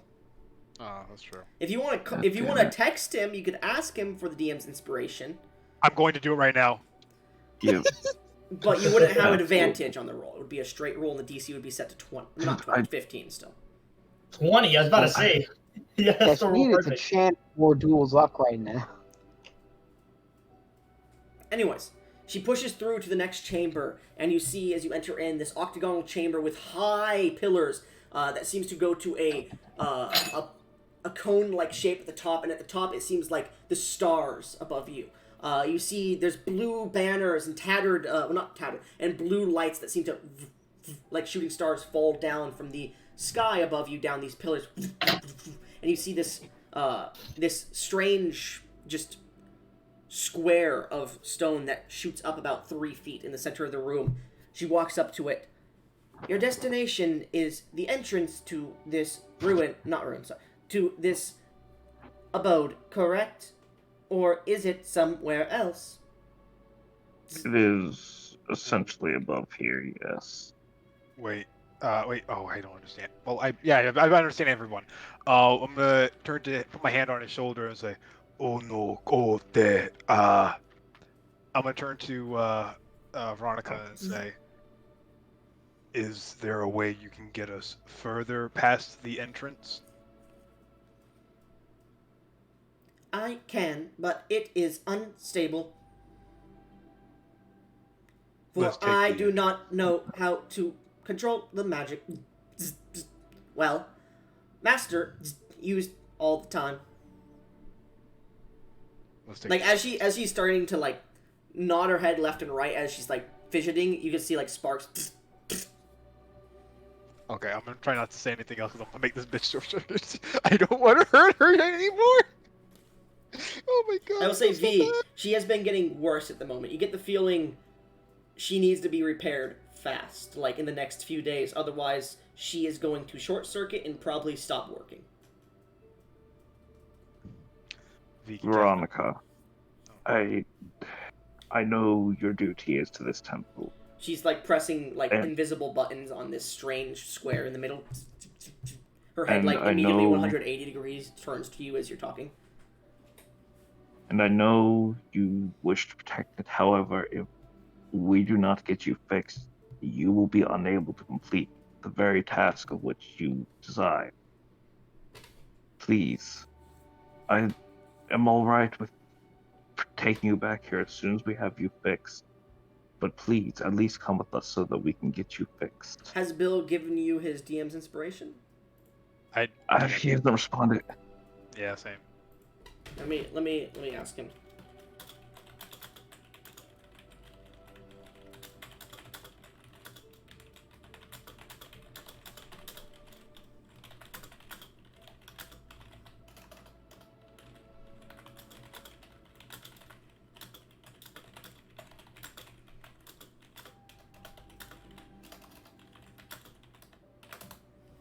Anyways, as she is touching the stone and like typing in these strange things on this thing, you see like runes pop up where she touches on it, and you start to see runes of magical energy are starting to be drawn around the octagonal room. Geometric patterns. And she seems almost done with it. As you say this, her head turns back around, and she presses one last button as suddenly a magic circle appears below you and glows, and you all disappear. And reappear No. back outside. On the forest, near the forest ground where you had all slept for the night. As you land on the forest ground, the rest of your group looks over, and Nadia goes, "Ha, she's mine, I call it." Wait. Wait. I'm gonna look over. Do we see her? You look over and you do see, because she said she was going to take you to the entrance. You see Veronica, who goes, "Well, it is great to have met you. However, I must get back to my duties." Veronica, wait. Turns around. "Yes? How may I help you?" At least let us do what we can to fix you up here. Please. "Proceed." And she, holds her arms, to the sides. Virus is going to walk over and begin repeatedly casting mending upon basically every part of her that he can.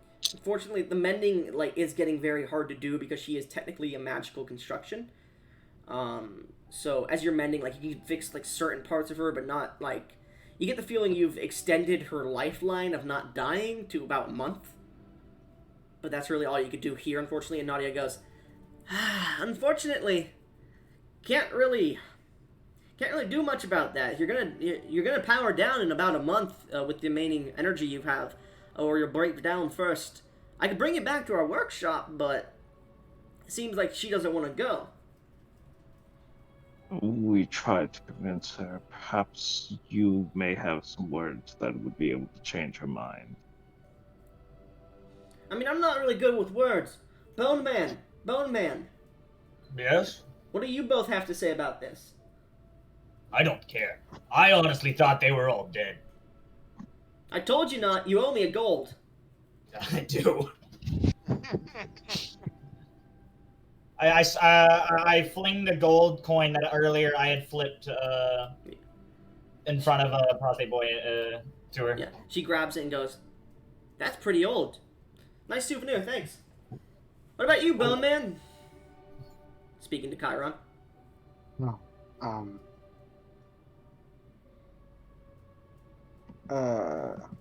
I don't know. What was the original question? Is there anything you can say to this Warforged woman to get her to come back with us? She's not looking good. She's gonna die soon. But she has a duty, apparently. What do you say? Robots lady, Warforge. I have both the resources and the means of finding your old master. If you so wish, you may come and partake in those resources. And I promise, I'll fix you and get you reunited with your master. Make me a persuasion check as she stares at the water and the collapsed ruin. DC has increased a little bit, just so you're aware, because you failed twice. DC 17 now. Alright, what's my... I will say with the two of them helping, well, with Nadia helping you, you do have advantage. Persuasion? Okay, I have a +2.